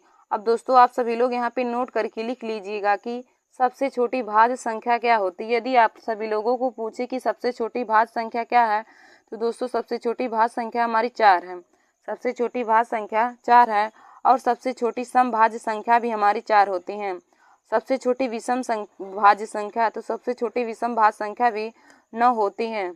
तो दोस्तों, आशा करती हूँ कि आप सभी लोगों को भाज्य संख्या की भी परिभाषा और इसके बारे में पता चल गया होगा। तो दोस्तों, मैंने आप सभी लोगों को भाज्य संख्या और अभाज्य संख्या के बारे में बहुत ही अच्छे तरीके से डिटेल में बता दिया है। तो दोस्तों, अधिकतर विद्यार्थी भाज्य संख्या और अभाज्य संख्या की परिभाषा में कंफ्यूज रहते हैं। तो आज मैंने आप सभी लोगों के कंफ्यूजन को दूर कर दिया। तो आप सभी लोग इसे अपने कॉपी में ज़रूर नोट कर लीजिएगा कि भाज्य संख्या और अभाज्य संख्या की परिभाषा क्या होती है। तो देखिए दोस्तों, अभाज्य संख्या वे संख्याएं होती हैं जिनकी केवल और केवल 2 गुणनखंड होते हैं। अभाज्य संख्या वे संख्या होती हैं जिनकी केवल और केवल 2 गुणनखंड होते हैं, उन्हें हम अभाज्य संख्या या फिर प्राइम नंबर्स बोलते हैं। और भाज्य संख्या वे संख्या होती हैं जिनकी केवल और केवल 3 गुणनखंड हो, उन्हें भाज्य संख्या या फिर कंपोजिट नंबर्स बोला जाता है। तो दोस्तों, आप सभी लोग संख्या के हिंदी नाम के साथ साथ आप सभी लोग उसके इंग्लिश नाम को भी ज़रूर याद कर लीजिएगा, क्योंकि इंग्लिश नाम को याद रहना बहुत ही ज़रूरी होता है। फिर दोस्तों, अब हम आगे देखेंगे। तो आगे हमारा है सहअभाज्य संख्या यानी कि को प्राइम नंबर्स। आगे हमारा सहअभाज्य संख्या यानी कि को प्राइम नंबर्स। तो दोस्तों, सहअभाज्य संख्या की परिभाषा होता है, सहअभाज्य संख्या वे संख्याएं होती हैं जिनका उभयनिष्ठ गुणनखंड केवल और केवल 1 होता है। जिनका उभयनिष्ठ गुणनखंड केवल 1 होता है या फिर जिनका एचसीएफ 1 होता है। वे 2 प्राकृतिक संख्याएं जिनका महत्तम समापवर्तक 1 हो असहभाज्य संख्याएं कहलाती हैं। देखिए दोस्तों, सहभाज्य संख्याएं की इंग्लिश हो जाएगा को प्राइम नंबर्स। सहभाज्य संख्याएं की इंग्लिश हो जाएगा को प्राइम नंबर्स। तो इसका डेफिनेशन हो जाएगा वे प्राकृतिक संख्याएं जिनका महत्तम समापवर्तक यानी कि एचसीएफ 1 हो। वे प्राकृतिक संख्याएं जिनका एचसीएफ 1 हो उन्हें हम सहभाज्य संख्या कहते हैं। देखिए दोस्तों, सहभाज्य संख्याएं वे संख्याएं होती हैं जिनकी उभयनिष्ठ गुणनखंड केवल 1 हो। अब देखिए दोस्तों, जैसे हमने यहाँ पे 4 और 8 लिया है तो इनका उभयनिष्ठ गुणनखंड 4 हो जाएगा, और जबकि सहभाज्य संख्या कहता है जिनका उभयनिष्ठ गुणनखंड 1 हो, तो इसका उभयनिष्ठ गुणनखंड 1 नहीं आएगा, इसलिए यह सहभाज्य नहीं। जैसे यहाँ पे हमने 4 और 9 ले लिया है, 4 और 9 का एचसीएफ हमारा जब करेंगे तो एचसीएफ इनका 1 आ जाएगा, तो 1 आ जाएगा, तो इसलिए हम 4 और 9 को सहभाज्य संख्या बोल सकते हैं। सहभाज्य संख्या की परिभाषा होते हैं कि वे दो प्राकृतिक संख्याएं हैं जिनका उभयनिष्ठ गुणनखंड या फिर जिनका एचसीएफ हमारा 1 आता है, तो उन्हें हम सहभाज्य संख्या कहते हैं। तो देखिए दोस्तों, हमने उदाहरण में जैसे 4 और 9 ले लिया है, तो 4 और 9 का एचसीएफ हमारा 1 आ जाएगा, इसलिए हम 4 और 9 को हम सहभाज्य संख्या कह सकते हैं। जैसे हमने यहाँ पे 16 और 25 लिया है। अब 16 और 25 का जब हम एचसीएफ निकालेंगे तो 16 और 25 का एचसीएफ हमारा 1 आ जाएगा। 16 और 25 का एचसीएफ निकालेंगे तो एचसीएफ हमारा 25 आ जाएगा, इसलिए हम 16 और 25 को सहभाज्य संख्या कह सकते हैं। 16 और 25 को हम सहभाज्य संख्या कह सकते हैं। तो दोस्तों, आशा करते हैं कि आप सभी लोगों को सहभाज्य संख्या की भी परिभाषा समझ में आया होगा। आप सभी लोगों को सहभाज्य संख्या की भी परिभाषा समझ में आया होगा। तो देखिए दोस्तों, आज मैंने आप सभी लोगों को नंबर सिस्टम यानी कि संख्या पद्धति के बारे में बताया है, तो मैं कल भी इस पर एक वीडियो बनाऊंगी। दोस्तों, सहभाज्य नंबर सिस्टम के बारे में मैं आप सभी लोगों को पूरा बताऊंगी कि नंबर, अभी तो मैंने आप सभी लोगों को केवल इसका डिफिनीशन बताया है कि सहभाज्य संख्या में की संख्याएं कितनी होती हैं और उनकी परिभाषा क्या होती है, कौन संख्या होते हैं, तो उन सब के बारे में बताया। अभी सहभाज्य नंबर सिस्टम में आप सभी लोगों को सवाल को भी सॉल्व कराना हम, और इससे संबंधित महत्वपूर्ण सूत्र भी होते हैं। तो देखिए दोस्तों, हमने नंबर सिस्टम में आज आप सभी लोगों को प्राकृतिक संख्या यानी कि नेचुरल नंबर, पूर्ण संख्या होल नंबर, सम संख्या इवन नंबर, विषम संख्या ऑड नंबर्स, ऋण या आभाज्य संख्या यानी कि प्राइम नंबर्स, यौगिक या अभाज्य संख्याएं को कंपोजिट नंबर्स, सहभाज्य संख्या यानी कि को प्राइम नंबर्स, और डिजिट यानी कि अंक के बारे में आप सभी लोगों को आज बता दिया है। तो दोस्तों, आशा करती हूँ कि आप सभी लोगों को जितना डेफिनेशन मैंने आप सभी लोगों को आज बताया उतना आप सभी लोगों को समझ में आ गया होगा। तो दोस्तों, मैंने जितना डेफिनेशन आप सभी लोगों को आज बताया, आप सभी लोग उसे अपने कॉपी में नोट कर लीजिए, क्योंकि जब तक आप सभी लोगों को डिफिनीशन नहीं पता रहेगा तो आप सभी लोग अंकों को या फिर संख्या को छांट नहीं सकते कि कौन सी संख्या क्या होती हैं। तो दोस्तों, आप सभी लोग इस वीडियो को हमारे बहुत अच्छे तरीके से देखकर और सभी डिफिनीशन को नोट कर लीजिए और अपने दोस्तों में भी शेयर कर लीजिए। और देखिए दोस्तों, जो विद्यार्थी सहभाज्य, अभाज्य और भाज्य संख्या की परिभाषा को मैंने बहुत अच्छे तरीके से आप सभी लोगों को एक्सप्लेन कर दिया था, तो आप सभी लोग अभाज्य संख्या, सहभाज्य संख्या और भाज्य संख्या की डिफिनीशन को अच्छे तरीके से अपने कॉपी में नोट कर लीजिएगा और उसे याद कर लीजिएगा।